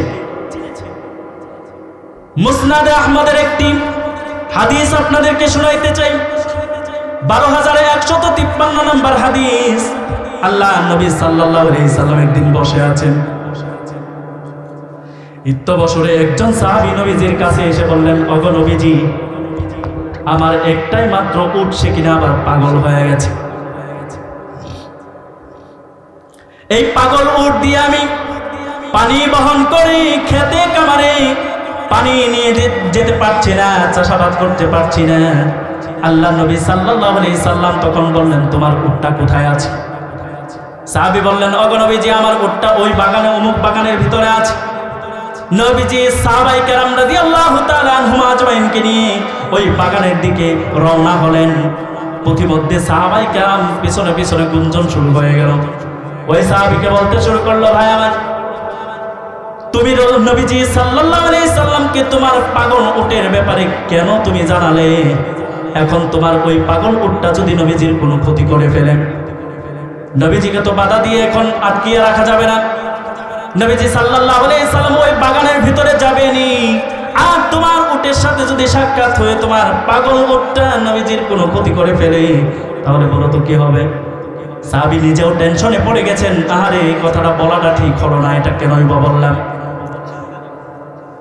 দেখতে দেখতে বিশ্বনবী সাল্লাল্লাহু আলাইহি সাল্লাম যখন বাগানের পাশে চলে গেছেন, সাহাবায়ে কেরাম রাদিয়াল্লাহু তাআলা আনহুম আজমাইনের চিন্তা চেতনা পুরোটাই পাল্টে গেছে। আল্লাহর নবী সাল্লাল্লাহু আলাইহি সাল্লাম ওই বাগানের প্রবেশদ্বার দিয়ে গেট দিয়ে ঢুকতে দেরি হয়েছে, পাগল উটটা দৌড়ে দৌড়ে এসে নবীজির কদমে সিজদায় পড়তে দেরি হয় নাই। এই দৃশ্য দেখে সাহাবায়ে কেরাম রাদিয়াল্লাহু তাআলা আনহুম আজমাইন বললেন, ওগো নবীজি, একটি চতুষ্পদ জন্তু আল্লাহ যাকে বিবেক দেন নাই, বুদ্ধি দেন নাই, চিন্তা করবার ক্ষমতা দেয় নাই, সেই উট আপনার কদমে সিজদায় পড়ে গেছে।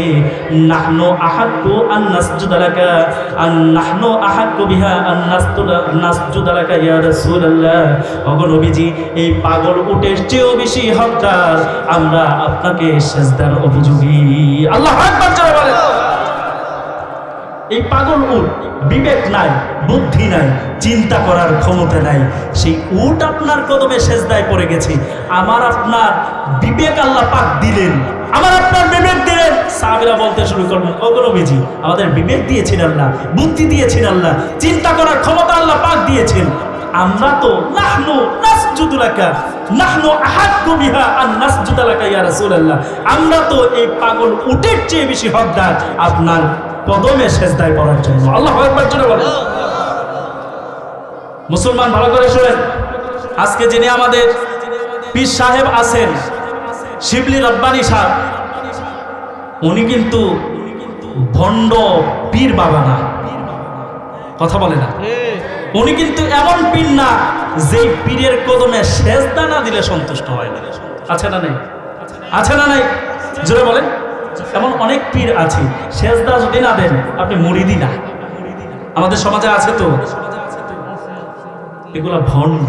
কারণ সিজদা পাওয়ার উপযুক্ত একমাত্র কি? আল্লাহ। জোরে বলেন আল্লাহ। আরেকটু জোরে বলেন আল্লাহ। সম্মানিত ভাইয়েরা আমার, বিশ্ব নবী সাল্লাল্লাহু আলাইহি সাল্লাম তখন কি বললেন একটু শুনেন। আল্লাহ নবী সাল্লাল্লাহু আলাইহি সাল্লাম সাহাবায়ে কেরাম রাদিয়াল্লাহু তাআলা আনহুমকে ডাক দিয়ে বললেন, হে সাহাবী কেরাম, সাহাবীরা তোমরা শোনো, লা ইয়াসলুহু লিবাশারিন আইয়াসজুদা লিবাশারিন, লা ইয়াসলুহু লিবাশারিন আইয়াসজুদা লিবাশারিন ওয়ালাউ সালাহা লিবাশারিন আইয়াসজুদা লিবাশারিন লা মাতুল মারআতা আন তাসজুদা লিজাওজিহা। সাহাবীরা আমার, তোমরা শুনে রাখো, কোন মানুষকে সিজদা করতে পারে না, কোন বান্দাকে সিজদা করতে পারে না। সিজদা তো করতে হয় আমাদের রব রহমানের কুদরতি কদমে। তিনি ছাড়া আর কোনো কদম নাই যার কদমের ভিতরে সিজদা দেওয়া যায়। আল্লাহ তাআলার কদমে সিজদা দিতে হবে, তিনি ছাড়া আর কাউকে সিজদা দেওয়া যায় না। যদি ইসলামের ভিতরে সিজদা দেওয়ার অনুমতি থাকতো, তাহলে আমি মেয়ে লোকদেরকে, মহিলাদেরকে বলে দিতাম তারা যেন তাদের স্বামীকে সিজদা দেয়। আল্লাহু আকবার। মহিলাদেরকে বলে দিতাম তারা যেন তাদের স্বামীকে সিজদা দেয়। স্বামীর মর্যাদা আল্লাহ পাক এত দিয়েছেন, এত বেশি দিয়েছেন, এত বেশি দিয়েছেন। আল্লাহু আকবার জোরে বলেন। মহিলাদের বেশি কাম নাই, মাত্র কয়েকটা কাম, মাত্র কয়েকটা কাম। মহিলারা যদি 5 ওয়াক্ত নামাজ ঠিকঠাক মতো পড়ে, রমজানের রোজাটা ঠিক মতো পড়ে আদায় করে রাখে, পর্দা পশিদার সাথে যদি থাকে, স্বামীর যদি হুকুম পালন করে থাকে, স্বামীর হুকুম মোতাবেক যদি জীবন পরিচালিত করতে পারে, নিজের লজ্জাস্থানের হেফাজত যদি করে, আল্লাহ নবী সাল্লাল্লাহু আলাইহি সাল্লাম বলে যে ওই মহিলার জন্য 8টা দরজা, 8টা জান্নাতের দরজার দায়িত্ব আমি রাসূল নিলাম। ওই মহিলা যেই দরজা দিয়ে ইচ্ছা ওই দরজা দিয়ে প্রবেশ করতে পারে। আল্লাহু আকবার। নাই তো মহিলারা, এদের জন্য আল্লাহ পাক এত সহজ করেছেন দিনটাকে। বিশ্বনবী সাল্লাল্লাহু আলাইহি সাল্লাম বলেছেন, মহিলারা, এদেরকে দিন এত সহজ করে দেওয়া হয়েছে কারণ এদের কাজটাও একটু বেশি। সারাদিন কিন্তু পুরুষেরা বাহিরে বাহিরে কাজ করে, আর মহিলারা পুরা ঘরটাকে সুন্দরভাবে গুছিয়ে রাখে। ঠিক কিনা জোরে বলেন? পুরো ঘরটাকে সুন্দরভাবে গুছিয়ে রাখে। আপনি আমি যদি একদিন ঘরের ভিতরে থেকে রান্না বান্না করে ঘরের কাজ যদি করতে যেতাম, তখন বুঝে আসতো মহিলাদের কদর। ঠিক কিনা জোরে বলেন? একদিন আপনি করেন না, 2 দিন আপনি করেন না, মহিলারা যে কাজটা করে ঘরের ভিতরে আপনি আমি আমাদের দ্বারা সম্ভব না। এজন্যই আল্লাহ তাআলা আমাদেরকে বাহিরের জন্য সৃষ্টি করেছেন, তাদেরকে ভিতরের জন্য সৃষ্টি করেছেন, ঠিক কিনা জোরে বলেন। আর বলে দিয়েছেন বাহির এবং ভিতর দুইটা একসাথে থেকে জোড়ায় জোড়ায় সৃষ্টি করলাম। আল্লাহু আকবার জোরে বলেন। মহিলাদের কাজ তাদের কাছে সহজ, আর আমাদের কাজ আমাদের কাছে সহজ, ঠিক কিনা জোরে বলেন। এজন্য বিশ্বনবী সাল্লাল্লাহু আলাইহি সাল্লাম বলেন, মহিলারা যদি 5টা কাজ সঠিকভাবে করতে পারে, আমি নবীজি ওয়াদা দিচ্ছি ওই মহিলার জন্য সুসংবাদ দিয়ে যাব। ফেরেশতাদের মাধ্যমে 8টা আল্লাহ তাআলার 8টা বেহেশতের যে কোনো একটা দরজা সে চাইলে প্রবেশ করতে পারে। আল্লাহু আকবার।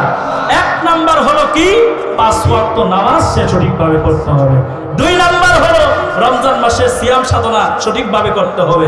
3 নাম্বার হলো যে এই মহিলাটা পর্দা পুশিদায় থাকবে। 4 নাম্বার হলো তার স্বামীর কথা মোতাবেক জীবন ধারণ করবে। 5 নাম্বার হলো যে মহিলা তার সতীত্বের হেফাজত করবে। এই 5টা কাজ যদি কোনো মহিলা করতে পারে, আল্লাহ নবী সাল্লাল্লাহু আলাইহি সাল্লাম বলেন, আনা কাফিলু ফি জান্নাতিহা, আমি তার জান্নাতের জন্য কাফিল এবং জামিনদার হয়ে গেলাম। আল্লাহু আকবার। জোরে বলেন আল্লাহু আকবার। এজন্য মা বোনেরা যারা আসছেন, নিয়ত করতে পারি যে আল্লাহর বানানো জান্নাতের যে কোনো একটা দরজা দিয়ে ঢুকবো, আর এজন্য এই 5টা কাজের 5ও কাজ করব ইনশাআল্লাহ। জোরে বলেন। আমরা মহিলাদেরকে একটু সাহায্য করব, কিভাবে তারা যেন নামাজটা সঠিকভাবে পড়তে পারে, একটু তদারকি নিব। আপনি যখন বাহির থেকে আসব, মহিলাদেরকে কাজে একটু সহযোগিতা করব, যাতে করে নামাজের টাইমটা সে নামাজটা সঠিকভাবে পড়তে পারে, ঠিক কিনা জোরে বলেন। এরকম অনেক জামায় আছে যে বাহির থেকে এসে টিভিটা ছেড়ে সে বসে বসে টিভি দেখবে, আর মহিলাকে অর্ডার দিবে, এই পানি গরম হয় নাই, এই চা নাই, এই রুটি নাই, আছে না নাই, আছে না নাই, জোরে বলেন। মহিলা বিরক্ত হয়ে যাবে, ধুর এটা বাইরে ছিল, বাইরেই ভালো ছিল, কি লেগেছে হাইলে, কথা বলেন ঠিক কিনা, আছে না নাই, আছে না নাই। এজন্য মহিলাদের উপর এরকম মেজাজ দেখাবেন না, একটু সুন্দরভাবে কথা বলবেন, একটু সুন্দরভাবে কথা বলবেন, মাঝে মাঝে একটু হেল্প করবেন। বৃদ্ধ বাবা যারা আছেন, আপনাদের মেজাজ এমনিতেই খিটখিটে হয়ে যায়, আপনারা কিন্তু সবাইকে সব কথা বলতে পারেন না। নিজেদের মহিলার কাছে যে কথাটা বলা যায়, পুত্রবধূর কাছে বলা যাবে? কথা বলে না কেন? পুত্রবধূকে তো আপনি 24 ঘন্টায় মা মা ডাকতে ডাকতে তারপরেও ঠিক মতো হুজুর পানি পান না, কথা বলে না, আছে না নাই? এজন্য মানুষ যখন বৃদ্ধ হয়ে যায়, 2 জনেরই দরকার, 2 জনেরই যেহেতু দরকার। শীতের দিন আসছে, কম্বলের নিচে ঢুকে চাচা বাবাজি যারা আছেন তাদেরকে বলবো যে সুন্দর ভাষায় একটু কথা বললেন। আর যুবক যারা আছো তোমাদেরকে বলবো, নিজের মহিলাদের ভিতরে, নিজের যারা বিয়ে যারা করেছো যুবকদের মধ্য থেকে, তাদেরকে বলবো যে তুমি সুখ খোঁজার চেষ্টা করো তোমার স্ত্রীর কাছে, তোমার বৈধ স্ত্রীর কাছে। আল্লাহ পাক যে শান্তি রেখেছেন, তুমি পাড়ার অন্য মহিলার দিকে তাকিয়ে ওই সুখ এবং মজা তুমি পাবে না, ঠিক কিনা জোরে বলেন। দেন না মাঝে মাঝে খালি পট খায়, আছে না নাই, আছে না নাই? আচ্ছা, পরকীয়ার মধ্যে এখন মানুষ প্রচুর লিপ্ত হয়ে গেছে। এর 2টা কারণ। একটা কারণ হলো স্বামীকে স্ত্রী বেশি একটা প্রাধান্য দিতে চায় না। 2 নাম্বার কারণ হলো এই পুরুষের মনে সমস্যা আছে, কথা বলে না, আছে না নাই? এজন্য বলবো যে আপনার মনটাও ঠিক করেন, আল্লাহ তাআলার কাছে দোয়া করেন, রব্বানা হাব লানা মিন আজওয়াজিনা ওয়া যুররিয়াতিনা কুররাতা আয়ুন ওয়াজআলনা লিল মুত্তাকিনা ইমামা। আয় আল্লাহ, আপনি যে আমার ঘরের ভিতরে মহিলাটা দান করছেন, এই মহিলাটাকে আবার অন্তর এবং চক্ষু শীতলকারী বানিয়ে দেন। আমিন জোরে বলেন। এই দোয়াটুকু করতে পারবেন তো? 5 ওয়াক্ত নামাজের পরে এই দোয়া করেন না? এই দোয়া করেন। আপনার যে সন্তান গাঁজাখোর হয়ে গেলে তো খুব ভালো হইল, তাই না? কথা বলে না। নেশাখোর হইলে তো আপনি খুব খুশি, আমার ছেলে নেশা করে, মাশাআল্লাহ, এরকম কেউ বলে নাকি? টেনশনে থাকে, সবসময় টেনশনে থাকে, আল্লাহ জানে কার কই দিয়ে কি করে আলা, ঠিক কিনা জোরে বলেন। সন্তান যদি নেশাখোর হয়, সবচেয়ে বেশি কষ্ট পায় তার বাবা, সবচেয়ে কষ্ট পায় তার বাবা, কারণ সমাজের মধ্যে ঘোরাফেরা কিন্তু বাবাই বেশি করে, ঠিক কিনা জোরে বলেন। মায়েরা তো আর বেশি ওই যে ওই বাড়িতে যায়, কিন্তু বাবা সমাজের বন্ধু বান্ধব থেকে শুরু করি, সমাজের লোকের সাথে যখন উঠা বসা করি, তখন যখন শুনি যে অমুকের ছেলে, তোমার ছেলে নাকি শুনলাম অমুক চিপার মধ্যে বসে গাজায় মারে এটা, তখন কিন্তু ভাই সত্যি কথা যেটা কলিজায় সয় না, বাবার কলিজায় সয় না। এজন্য বাবাদেরকে বলবো, সন্তানদের প্রতি আপনি সদয় হন। সন্তানের চাহিদা যেন জায়েজ এবং হালাল চাহিদার মধ্যে যেন সীমাবদ্ধ থাকে, এজন্য আগেই ব্যবস্থা করে দেন। সন্তান 30-35 বছর হয়ে যায়গা, বাবারা বিয়ের কোনো নামই নেই। যুবকরা কথা বলল, এরকম সমস্যা আছে না নাই? বিয়ের কোনো নাম নাই, এখন সে কি করবে? কথা বলে না। আপনি যখন বৃদ্ধ বাবা যে যারা আছেন, মুরব্বী চাচারা যারা আছেন, যারা এখানে বসেছেন, আপনি একটু হিসাব করে দেখেন তো, আপনি যখন বিয়ে করছেন আগেকার জামানা 90-এর আগে আপনি যখন বিয়ে করছেন, আপনার বয়স কত ছিল? 18-20 বছরেই তো বিয়ে করাই দিয়েছে, ঠিক কিনা? আমাদের দাদারা কি করছেন? 18-20 বছর বয়সেই তো বিয়ে করাইছেন। তো আপনার সন্তানকে ইস্টাবলিশটির নামে আপনি যে 30 বছর পর্যন্ত দামরা পাড়া বানাইতেছেন, এই সন্তান যাইব কি? সে তো গুনাহ করবে। তা আপনার কারণে সে তো গুনাহগার হচ্ছে, আপনার কারণে তার চরিত্র নষ্ট হচ্ছে। এজন্য বাবাদেরকে বলবো, ইস্টাবলিশটের নামে এটা কইরেন না। যেই আল্লাহ আপনাকে রিজিক দেন, ওই আল্লাহ আপনার সন্তানের বউকে রিজিক দিতে পারেন না? কথা বলে না। আমি যখন বিয়ে করছি, বিয়ের সাথে সাথে এই সন্তান কি আমার ঘরে আসছে নাকি আমার বউ আগে আসছে? তো বউয়ের রিজিক কে দিয়েছে? জোরে বলেন না। যেই রব বউয়ের রিজিক দেওয়ার কারণে বউয়ের পেট থেকে সন্তান দিছে, ওই সন্তানের রিজিকও সেই রব দিছেন। এখন এই সন্তান যদি তার বিয়ে করাই দিয়ে অন্যের মেয়ে যদি আমার ঘরে আনি, ওই মেয়েরও রিজিক সেই রব দিতে পারেন কি পারেন না? নাকি রবের রিজিক কি নাকি আমরা দিব?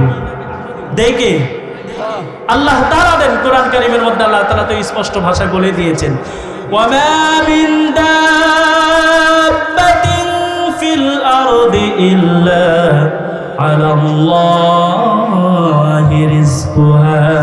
আল্লাহু আকবার জোরে বলেন। আল্লাহ তাআলা বলে দিয়েছেন, সমস্ত প্রাণীগুলা রিজিকের দায়িত্ব আমি রব, আমি আল্লাহ নিজ হাতে নিয়ে নিয়েছি। আল্লাহু আকবার জোরে বলেন। তো আপনার ছেলেকে, সন্তানকে আপনি বিয়ে করে দিবেন, আপনার সমস্যা কোথায়? এজন্য বাবারা যারা আছেন, সন্তান প্রাপ্ত বয়স্ক যদি হয়ে যায়, বিয়ে করাবেন তো। আর মেয়ে বাবারা যারা আছেন, এই মেয়েটাকে পর্দা প্রশিদায় রেখে প্রাপ্তবয়স্ক হওয়ার সাথে সাথে আপনি বিয়ে দিয়ে দিবেন। কথা বুঝে আসছেন? তো বিয়ের সিস্টেমটা আমাদের এই বাংলাদেশে খুব কঠিন হয়ে গেছে, ঠিক কিনা? মেয়েদের প্রাপ্তবয়স্ক হওয়ার পরে আরো 5 বছর পরে হয় বিয়ের ব্যবস্থা। এখন এই মেয়ে করবি কি? পার্কে গিয়ে তার চরিত্র নষ্ট করবে। আমার কথা মনে হয় বুঝেন না? 18 বছর বয়সে যদি একটা মেয়েকে আপনি বিয়ে দিতে যান, ওই মেয়ে কি করবে? এখন বলে যে হুজুর তাইলে তো আমাদের সিস্টেম সরকারের বিরুদ্ধে। না, সরকারের বিরুদ্ধে আমি যাচ্ছি না। বড় আশ্চর্য হয়ে যাচ্ছি আমি। আপনাদেরকে একটা তথ্য জানাই, একটা মেয়ে যদি পতিতাবৃত্তি করতে চায়, পতিতাবৃত্তি পর্যন্ত পতিতালয়ে যদি কাজ করতে চায়, মানে যৌনকর্মী যদি সে হতে চায়, বাংলাদেশ থেকে তার সার্টিফিকেট দেওয়া হয়। 12 বছর বয়সে সে যৌনকর্ম করতে পারে, সার্টিফিকেট দেওয়া হয়। নাউজুবিল্লাহ বলতে ইচ্ছা করলো। একটা মেয়ে তার দেহ ব্যবসা করবে, 12 বছর বয়সে সে সার্টিফিকেট পেয়ে যাচ্ছে। আরেকটা মেয়ে, মুসলমান একটা মেয়ে, হালাল ভাবে বিবাহ বন্ধনে আবদ্ধ হবে, 18 বছর বয়স, 17 বছর বয়সেও সে সার্টিফিকেট পায় না, ঠিক কিনা? জোরে বলেন। এটা হলো বাংলাদেশের একটা মানে হজবরল একটা সমাজ ব্যবস্থা, রাষ্ট্রীয় ব্যবস্থা।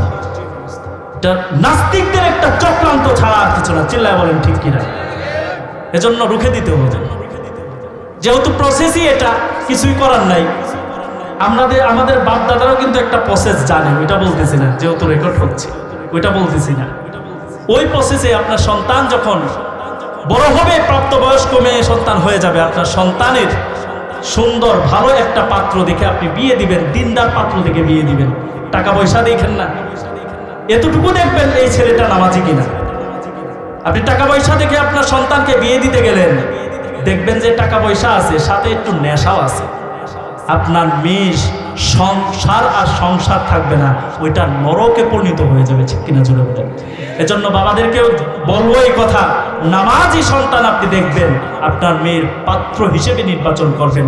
নামাজি, দিনদার, আল্লাহওয়ালা, মুরব্বীদের সাথে সে ভালো আচরণ করে কিনা, নাকি মুরব্বীদের সাথে বেয়াদবি করে, এগুলা দেখে দেখে একটু বিয়ে দিন।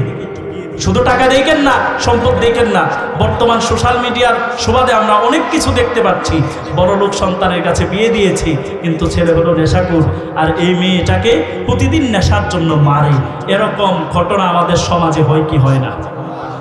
আছে না? নাই জোরে বলেন। তাহলে আপনার সন্তানের মূল লক্ষ্য, কথা বলেন, সন্তানের সুখ কি মূল লক্ষ্য না? যদি সন্তানের সুখই আপনার মূল লক্ষ্য হয়, তাহলে টাকায় সুখ দিতে পারে না। যদি একটা ভালো মনের, ভালো চরিত্রের, আদর্শবান একটা সন্তান, আদর্শবান একটা ছেলে যতটুকু সুখ দিতে পারবে, আপনার বড় লোক নেশাখোর সন্তান কিন্তু অতটুকু সুখ দিতে পারবে না। চিল্লায় বলেন ঠিক কিনা? এজন্য যখন আপনি নির্বাচন করবেন, সন্তানের জন্য পাত্র নির্বাচন করবেন, দিনদার দেখে। আল্লাহ পাক আমাদেরকে বুঝার তৌফিক দান করুন। চিল্লায় বলেন আমিন। সম্মানিত ভাইয়েরা আমার, যেই কথাটুকু আপনাদেরকে বলছিলাম, বিশ্বনবী সাল্লাল্লাহু আলাইহি সাল্লাম বললেন, লা ইয়াসলুহু লিবাশারিন আন ইয়াসজুদা লিবাশারিন ওয়ালাউ সালাহা লিবাশারিন আন ইয়াসজুদা লিবাশারিন লা আমারতুল মারআতা আন তাসজুদা লিজাওজিহা। সাহাবীরা আমার, কোন মানুষকে সেজদা করতে পারে না, কোন মানুষকে সেজদা করার অনুমতি নাই।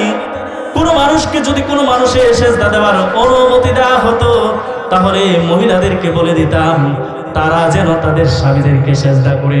কিন্তু ইসলামের মধ্যে সেজদার বিধান নাই। আল্লাহ নবী সাল্লাল্লাহু আলাইহি সাল্লাম গত হয়ে গেছেন, জীবিত অবস্থায় কোনো সাহাবীরা রাসূলকে সেজদা করে নাই। মৃত অবস্থায় রাসূল সাল্লাল্লাহু আলাইহি সাল্লামের রওজায় কিন্তু সেজদা হয় না। কোনো হক্কানি আলেমরা সেজদা করে না, কোনো তাবিঈরা সেজদা করে নাই, কোনো সাহাবীরা সেজদা করে নাই। যুগের শ্রেষ্ঠ উলামায়ে কেরাম নবীজির রওজায় সেজদা করে নাই। যুগের শ্রেষ্ঠ আলেমরা মৃত্যুবরণ করার পরে তাদের কবরের মধ্যেও সাধারণ মানুষেরা সেজদা করে না। কিন্তু বড় আফসোস এবং আশ্চর্যের বিষয় হলো, যেই ব্যক্তির উপর ভিতর বাহির, উপরের নিচের সব কিছু দেখা যায়, এমন বাবা যার নাম দিছে ন্যাংটা বাবা, ওই ন্যাংটা বাবার দরবারে সেজদা আছে না নাই? জোরে বলেন আছে না নাই? সাত মাস আসমানের উপরে কি আছে, পাতলের নিচে কি আছে, সবই দেখা যাইতেছে। ঠিক কিনা জোরে বলেন? তালা বাবা, লুটা বাবা, মাটি বাবা, বদনা বাবা, পিডারি খাইছে বাবা, মায়ের খাইছে বাবা, দাড়ি কাটা বাবা, চুল পাকা বাবা, টাক মাথা বাবা, কত বাবা। বাংলাদেশে বাবার কারখানা। আর কিছু পাগল আছে এই বাবার কদমের মধ্যে সেজদা দেয়। আছে না নাই? জোরে বলেন আছে না নাই? সেজদা দেয়, আবার বলে আমার বাবা যা জানে, আমার বাবায় যায় দেখায়, তোর আর বাবা এটা দেখায় না। আছে না নাই? হ্যাঁ, আর বাবা তো সবকিছু দেখাই দিচ্ছি, কাপড়ই নাই। ঠিক কিনা জোরে কথা? আমাদের বাবা হলেন ভদ্র, আমাদের বাবারা হলেন ভদ্র। নৈতিকতা শিক্ষা আমাদেরকে দিয়েছি, আদর্শ শিক্ষা আমাদেরকে দিয়েছি, রাসূলের সুন্নতের শিক্ষা দিয়েছি। যার কারণে আমরা যাদের মরিদ হই, তারা নিসপে সাক জামা পরে। ঠিক কিনা জোরে বলেন? তারা নিসপে সাক পাঞ্জাবি পরে, মাথায় পাগড়ি থাকে, সুন্দর জামা, দাড়ি, সুন্নতি দাড়ি তারা রাখে, সব কিছু সুন্নতের উপর তারা চলে। আমাদের বাবার যদি মুরিদ কম হয়, কোনো টেনশন নেই। চিল্লায় বলেন ঠিক কিনা? সম্মানিত ভাইয়েরা আমার, ওইদিকে কথা দিচ্ছিলেন, আল্লাহ নবী সাল্লাল্লাহু আলাইহি সাল্লাম কি একজন জঙ্গলের পশু চিনে ফেলেছে, কিন্তু আমি আপনি নবীজির একজন বুদ্ধিমান উম্মত হয়ে নবীজিকে চিনতে পারি নাই। এজন্য আল্লাহ তাআলা কোরআন কারীমের মধ্যে সূরাতুল আরাফের 179 এবং 179 নম্বর আয়াতে রব্বুল ইজ্জত ওয়াল জালাল বলেন, ওয়ালাকাদ যারা'না লিজাহান্নামা কাসীরাম মিনাল জিন ওয়ালাকাদ যারা'না লিজাহান্নামা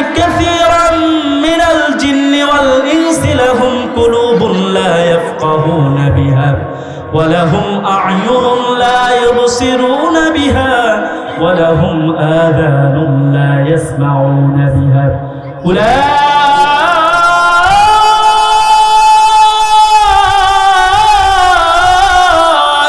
كالأنعام আল্লাহু আকবার। أولئك كالأنعام بل هم أضل أولئك هم الغافلون الله أكبر আল্লাহ তাআলা বলেন ওয়ালাকাদ দারানা লিজাহান্নাম মানুষ এবং জিনদের মধ্য থেকে অনেক মানুষ এবং জিন বানিয়েছি জাহান্নামের জন্য। আল্লাহ তাআলার কাছে এখন প্রশ্ন করেন আল্লাহ জাহান্নামের জন্য যে আপনি জিন এবং মানুষ বানালেন, এই মানুষের মনে হয় দিল নাই, মন নাই। যে মন এবং দিল দিয়ে আপনার দিনের কথা শুনতে পারে, আপনার মনের আপনার দিন ধর্ম আপনার মতাদর্শের কথাগুলা দিল থেকে বুঝতে পারে, অনুধাবন করতে পারে, এমন মনে হয় দিল, এমন মনে হয় কলব তাদের নেই। আল্লাহ সুবহানাহু ওয়া তাআলা বলেন আল্লাহ সুবহানাহু ওয়া তাআলা বলেন, প্রিয় ভাইরা আমার একটু মনোযোগ দেন। আল্লাহ সুবহানাহু ওয়া তাআলা বলেন ওই সমস্ত ব্যক্তি যাদেরকে আমি জাহান্নামের জন্য তৈরি করেছি, লাহুম কুলুবুন লা ইয়াফকাহুনা বিহা, তাদের দিল আছে, কলব আছে, এই দিল এবং কলব দিয়ে তারা সত্য এবং হক, আল্লাহ এবং তার রাসূলকে তারা চিনে না। আল্লাহ তাদের কলব আছে, দিল আছে, কিন্তু এই দিল দিয়ে আল্লাহকে তারা জানে না, আল্লাহর কথাগুলো তারা বুঝতে চেষ্টা করে না। বিশ্বনবী সাল্লাল্লাহু আলাইহি সাল্লামের প্রতিটা কথা এবং পদাঙ্কর তারা অনুসরণ করতে পারে না। বিশ্বনবী সাল্লাল্লাহু আলাইহি সাল্লামের প্র্যাকটিসিক একজন উম্মত হতে পারে না। আপনি যদি প্রশ্ন করেন আল্লাহ যাদেরকে জাহান্নামের জন্য আপনি তৈরি করেছেন তাদের দিল আছে বুঝতে পারলাম, কিন্তু দিল পর্যন্ত যাবে এমন একটা চক্ষু মনে হয় তাদের নাই, এমন দুইটা চক্ষু মনে হয় তাদেরকে দেন নাই। আল্লাহ সুবহানাহু ওয়া তাআলা বলেন না রে বান্দা না, আমি তাদের জন্য চক্ষু দিয়েছি, ওয়ালাহুম আ'য়ুনুন লা ইউবসিরুনা বিহা, তাদের চক্ষু দিয়েছি, এই চোখ দিয়ে তারা বুঝতে পারে না, দেখতে পারে না। চোখ দিয়েছি, চোখে দেখার শক্তি আছে। লাল রঙের শাড়ি পরে কোন মেয়েটা হেঁটে যায় সে এটা ভালো করে দেখতে পারে, হলুদ কালারের জামা পরে কে হেঁটে যায় এটা ভালো করে দেখতে পারে। চোখে আবার ফ্যাশন করার জন্য চশমা পরে, চশমার ফাঁক দিয়ে কাকে দেখা যায়, সোজাবাই দেখলে কালো চশমা পরে, সোজাবাই দেখলে সাদা চশমার মাধ্যমে মানুষ তো দেখবে কিরে অমুকের দিকে তাকায় আছে, মহিলার দিকে তাকায় আছে। কালো চশমা পরে চশমার ফাঁক দিয়ে কোন দিয়ে সে তাকিয়ে মেয়েদেরকে দেখে, আছে না? এইভাবে তাদের চোখ আছে, চোখ দিয়ে তা আল্লাহর কোরআন দেখে না, বিশ্বনবী সাল্লাল্লাহু আলাইহি সাল্লামের হাদিসগুলো তারা দেখে না। আল্লাহ নবী সাল্লাল্লাহু আলাইহি সাল্লাম যে সমস্ত উলামায়ে কেরাম রেখে গেছেন যাদেরকে বলা হয়েছে ওয়ারাসাতুল আম্বিয়া, আল উলামা ওয়ারাসাতুল আম্বিয়া, নবীদের ওয়ারিস আলেমগণ হক্কানি আলেমের কাছে তারা যায় না, তাদের দ্বীনি মাসলা মাসাইল সহ তাদের জায়েজ না জায়েজ সম্পর্কে জিজ্ঞাসা করে না। জিজ্ঞাসা করলেও তারা এই চোখ দিয়ে দেখেও না দেখার ভান করে চলে যায়।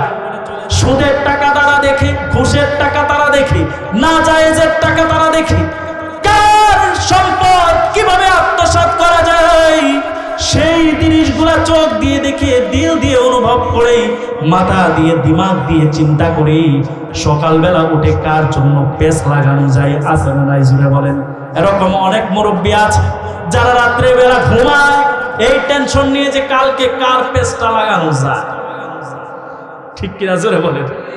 কার বাড়িতে পেস লাগানো যায়? মহিলাদের মধ্যে থেকে এরকম আছে, শুয়ে শুয়ে ভাবে যে অমুক পাশের বাসায় তো দেখলাম তারা খুব, ছেলের বউ আর শাশুড়ি খুব ভালো চলতেছে, কেমনে পেসটা লাগানো যায়? মহিলাদের মধ্যে নাই মনে হয়। পেস লাগাই দিয়ে দেখবেন না, পেস লাগাই দিয়ে এরপরে এর খবর নেই, আমার কাছে আইসো কেন, তোমার বউরে পাড়াও কেন, ঠিক কিনা জোরে বলেন? আল্লাহ তাআলা হেফাজত করুক ওই সমস্ত মা বোনদেরকে, ওই সমস্ত আম্মা জানদেরকে সঠিকটা বোঝার তৌফিক দান করুক। এগুলা হলো গাসসা। বিশ্বনবী সাল্লাল্লাহু আলাইহি সাল্লাম বলেন যে তোমরা কি করো না, একজন আরেকজনের পিছনে লেগো না। একজন আরেকজনের পিছনে লেগে তাকে ক্ষতি করার চেষ্টা করো না। যে ব্যক্তি এমন করে ফালাইসা মিন্না, রাসূল বলেন সে আমার উম্মতেরই অন্তর্ভুক্ত না। নাউজুবিল্লাহ নাই। সম্মানিত ভাইয়েরা আমার,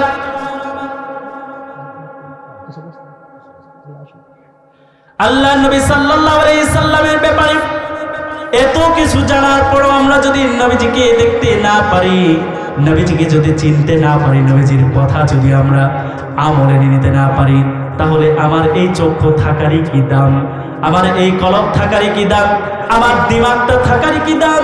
আমরা যদি আল্লাহ তাআলাকে প্রশ্ন করি, রব্বুল আলামিন আপনার কাছে কথা হলো, আপনি যাদেরকে জাহান্নামের জন্য বানিয়েছেন, যেটা সূরাতুল আরাফের 179 নম্বর আয়াতের মধ্যে আপনি বলেছেন, ওই সমস্ত বান্দাদের, ওই সমস্ত বান্দীদের যাদেরকে জাহান্নামের জন্য বানিয়েছেন, তাদের মনে হয় কান নাই, তারা মনে হয় কানে শুনতে পায় না। আল্লাহ তাআলা বলেন তারা কানেও শুনে। আল্লাহু আকবার বলেন। ওয়ালাহুম আযানুন লা ইয়াসমাউনা বিহা, তাদের কান আছে, দুনিয়ার সমস্ত মানুষের যেমন কান থাকে, তাদের দুইটা কান আছে, কান দিয়ে তারা হক শুনে না, কোরআন তেলাওয়াত শুনে না, রাসূলের হাদিসের তেলাওয়াত শুনে না, কোরআনের আয়াতগুলো শুনে না, কোরআনের মজলিসের মধ্যে বসে না, মাহফিলগুলোর মধ্যে বসে নিজেদের জীবনকে পরিশান্ত কিভাবে করা যায় সেটা তারা বুঝতে পারে না।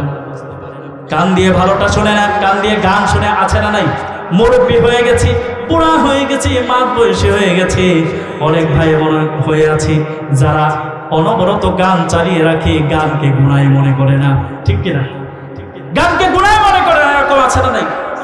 অথচ আল্লাহ তাআলা সূরাতুল লুকমানের 6 নম্বর আয়াতে স্পষ্ট ভাষায় বলে দিয়েছেন, গান হলো হারাম, গান শোনা হলো হারাম, গান শোনা হলো হারাম, গান শোনা হলো নাজায়েজ। কিন্তু আমাদের সমাজের মধ্যে এক শ্রেণীর মানুষ গান শুনে তো শুনে, গান বলে তো বলে, গান গায় তো গায়, গান গাইতে গাইতে আবার আল্লাহর বদনাম করে। কথা বলে না, আছে না নাই? সম্প্রতিকালের আবুল সরকার, নামটা আবুল, বেড়াটাও আবুল, ঠিক কিনা জোরে বলে, এমন একটা কটূক্তি, অবাঞ্ছিত একটা শব্দ ইউজ করেছে আল্লাহ তাআলার শানে, যেটা আমি এই পবিত্র মজলিসের মধ্যে বলতে পারছি না। আপনারা অনেকেই জানেন, মানিকগঞ্জের বাউল শিল্পী আবুল সরকার। আপনি এখন অনেক সুশীল ব্যক্তি এসে বলবো হুজুর এনে বইছে শুধুমাত্র গীবত দেওয়ার জন্য। সম্মানিত ভাইয়েরা আমার, শুনেন, আল্লাহ এবং তার রাসূলের ব্যাপারে কেউ যদি কটূক্তি করে, আর আপনি যদি মনে করেন যে কেউ এই কটূক্তির জবাব যদি দেয়, তার এই বিষয়টা যদি তুলে ধরে, আর আপনি বসে বসে যদি বলেন যে ওই লোকটা গীবত গাইল, তাহলে আপনার ইমানের দুর্বলতা আছে। জোরে বলেন ঠিক কিনা? গীবত না? আপনি যখন চা স্টলে বসে কে কি করলো না করলো পুরো দুনিয়ার খবর যখন আপনি বলেন, টয়লেটের ভিতরের খবর থেকে শুরু করে রান্নাঘরের খবর যখন বলেন, তখন গীবত হয় না।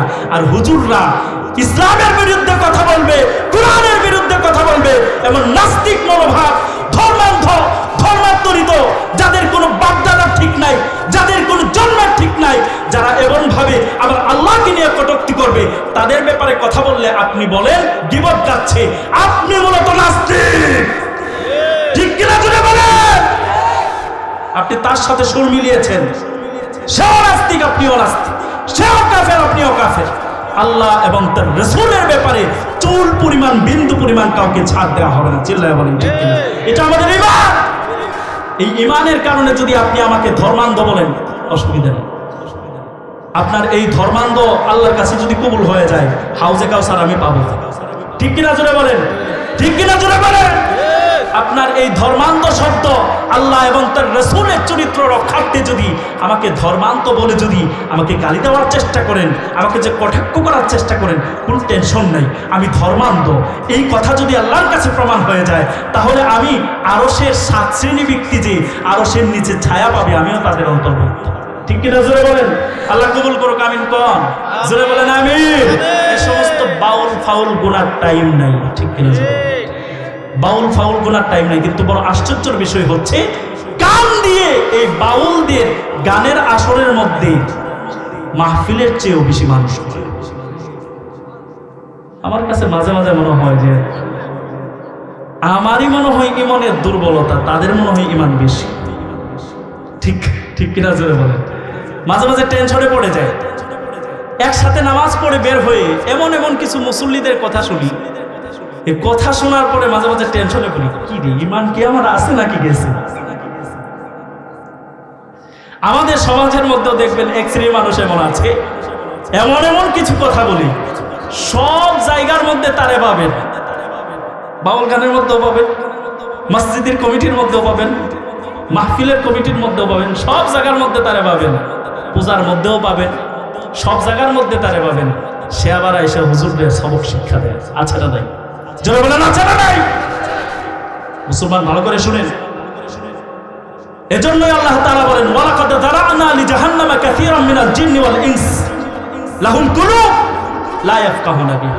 সঠিকটা বুঝে না, টাকা হয়ে গেছে, টাকার গরমে সঠিকটা বোঝার চেষ্টা করে না, তাকে একটু সম্মান দেয়, সে সম্মান পায়, মনে করে কি এখন হুজুরদের ভুল ধরা হলো আমার দায়িত্ব। আছে না নাই? আছে না নাই? জোরে বলে। চোখ দিয়ে ভালোটা দেখে না, কান দিয়ে ভালোটা শুনে না। এজন্য আল্লাহ তাআলা বলেন উলাইকা কাল আনআম বাল হুম আদাল উলাইকা হুমুল গাফিলুন। আল্লাহু আকবার। আল্লাহ তাআলা বলেন এ সমস্ত ব্যক্তিরা হলো কি জানো? উলাইকা কাল আনআম। বাড়িতে যে সকালবেলা হাঁস ছাড়িয়ে দাও না খোয়ার থেকে, গরুটা যে গোয়াল থেকে বের করো, ছাগলটা যে বের করো খোয়ার থেকে, এরপরে তোমার হাঁস মুরগিগুলা বের করে দাও, ওই যে লাদাই লোদায় আয়ে, লাদাই লোদায় ফালায় যে বের হয়, ওই যে জন্তু, চতুষ্পদ জন্তু, তোমার বাড়িতে গরু, তোমার বাড়িতে ছাগল, তোমার বাড়িতে বিড়াল, তোমার বাড়িতে কুকুর, তোমার বাড়িতে গাধা, ওই সমস্ত গাধার চেয়েও বড় গাধা হলো এটা। আল্লাহু আকবার, জোরে বলেন না। উলাইকা কাল আনআম বাল হুম আদাল উলাইকা হুমুল গাফিলুন। আল্লাহ তাআলা বলেন উলাইকা কাল আনআম, তারা হলো চতুষ্পদ জন্তু। বাল হুম আদাল, চতুষ্পদ জন্তুরে তো একটু খাবার দিলে মালিকের কথা শুনি। একটা কুকুর, আপনি যদি কুকুরকে বলেন, আপনি যদি কুকুরকে একটু হাত দেন, গোশতটা খেয়েছেন, গোশত খেয়ে হাতটা তার সামনে দিয়েছেন, এই হাড় পাওয়ার পরে একটা কুকুর আপনার বাড়ি থেকে সরে না। একটা কুকুর আপনাকে দেখলে তার দুই হাত সামনের দিকে দেয়, দুই পা সামনের দিকে দেয়।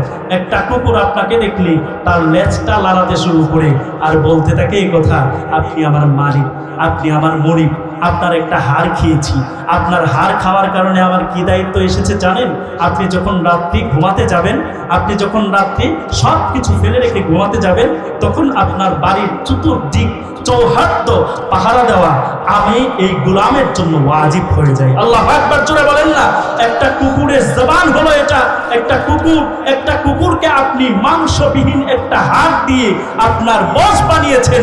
যেই আল্লাহ আমাকে বাতাস দিচ্ছেন, যেই আল্লাহ আমাকে খাওয়াচ্ছেন, যেই আল্লাহ আমাকে আলো দিচ্ছেন, যেই আল্লাহ আমাকে সমস্ত রিজিক দিয়ে সমস্ত পৃথিবীর সমস্ত সৃষ্টিকুলের মধ্যে আমাকে আপনাকে আশরাফুল মাখলুকাত, সর্বশ্রেষ্ঠ মানব হিসেবে, সর্বশ্রেষ্ঠ জীব হিসেবে আমাকে আপনাকে আল্লাহ তাআলা ঘোষণা করে দিলেন। সেই মনিবের নামে, সেই মনিবের ইবাদত আপনার করতে মন চায় না। এজন্য আপনি তো ওই কুকুরের চেয়ে নিকৃষ্ট, আমি তো ওই কুকুরের চেয়ে নিকৃষ্ট। ঠিক কিনা? জোরে বলেন, জোরে বলেন না। মন খারাপ করছেন নাকি? উলাইকা কাল আনআম বাল হুম আদাল উলাইকা হুমুল গাফিলুন। এজন্য আল্লাহ তাআলা বিশ্বনবী সাল্লাল্লাহু আলাইহি সাল্লামের ব্যাপারটা তুলে আল্লাহ তাআলা আমাদেরকে জানিয়ে দেন, দুনিয়ার মানুষেরা তোমরা শোনো, তোমাদেরকে বলছি একটা কথা। আমি জানি তোমরা অনেক কিছু করে ফেলবে, অনেক গুনাহ করে ফেলবে, অনেক কিছু করে ফেলবে।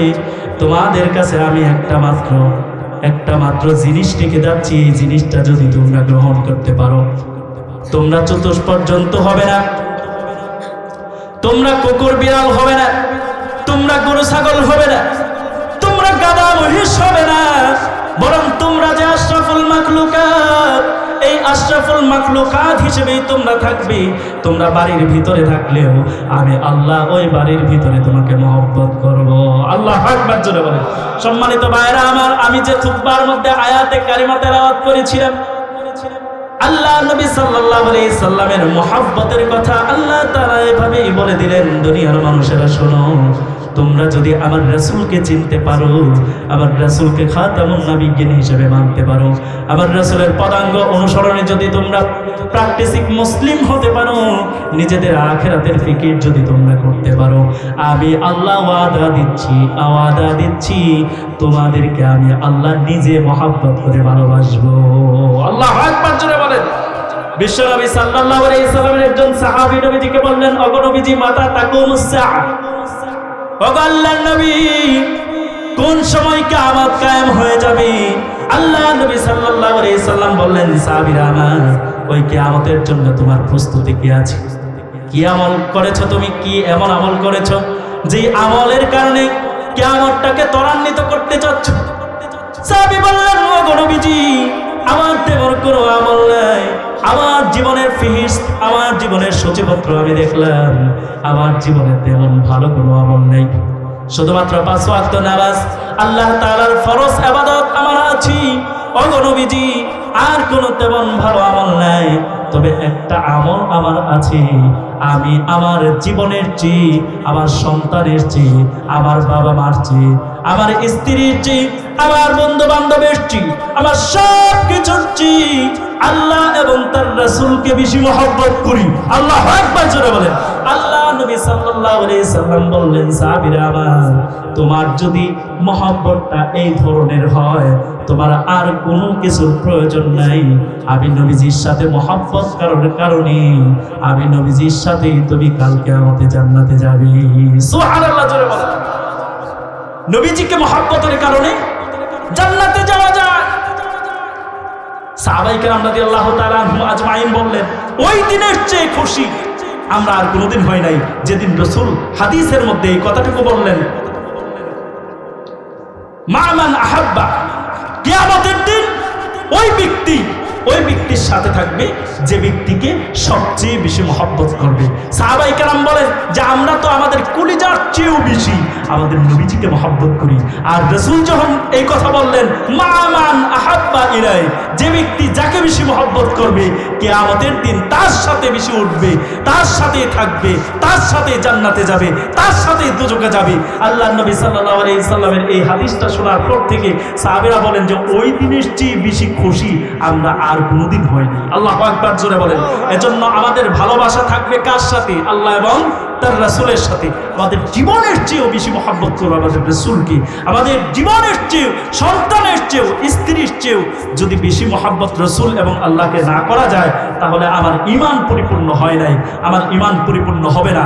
আর যদি আমি আল্লাহ এবং তার রাসূলকে সবচেয়ে বেশি মহব্বত করতে পারি, আমার জন্য একটা তো পাইলাম, আল্লাহ তাআলা আমাদেরকে মহব্বত করেন। 2 নাম্বারটা শুনেন, 2 নাম্বার, এরপরে আমার আলোচনা আমি শেষ করব। আল্লাহ তাআলা কোরআন কারীমের মধ্যে বলেন, قل إن كنتم تحبون الله فاتبعوني يحببكم الله فيغفر لكم ذنوبكم والله غفور رحيم। আল্লাহু আকবার। আল্লাহ তাআলা বলেন, তুমি যদি আল্লাহকে তোমার দিলের চেয়ে, বিশ্বনবীকে তোমাদের কলিজার চেয়ে যদি বেশি মহব্বত করতে পারো, এই মহব্বতের কারণে তুমি যত গুনাহ করবা, আমার আল্লাহ, আমার রব, কাবার মালিক তোমার সমস্ত গুনাহ মাফ করবে।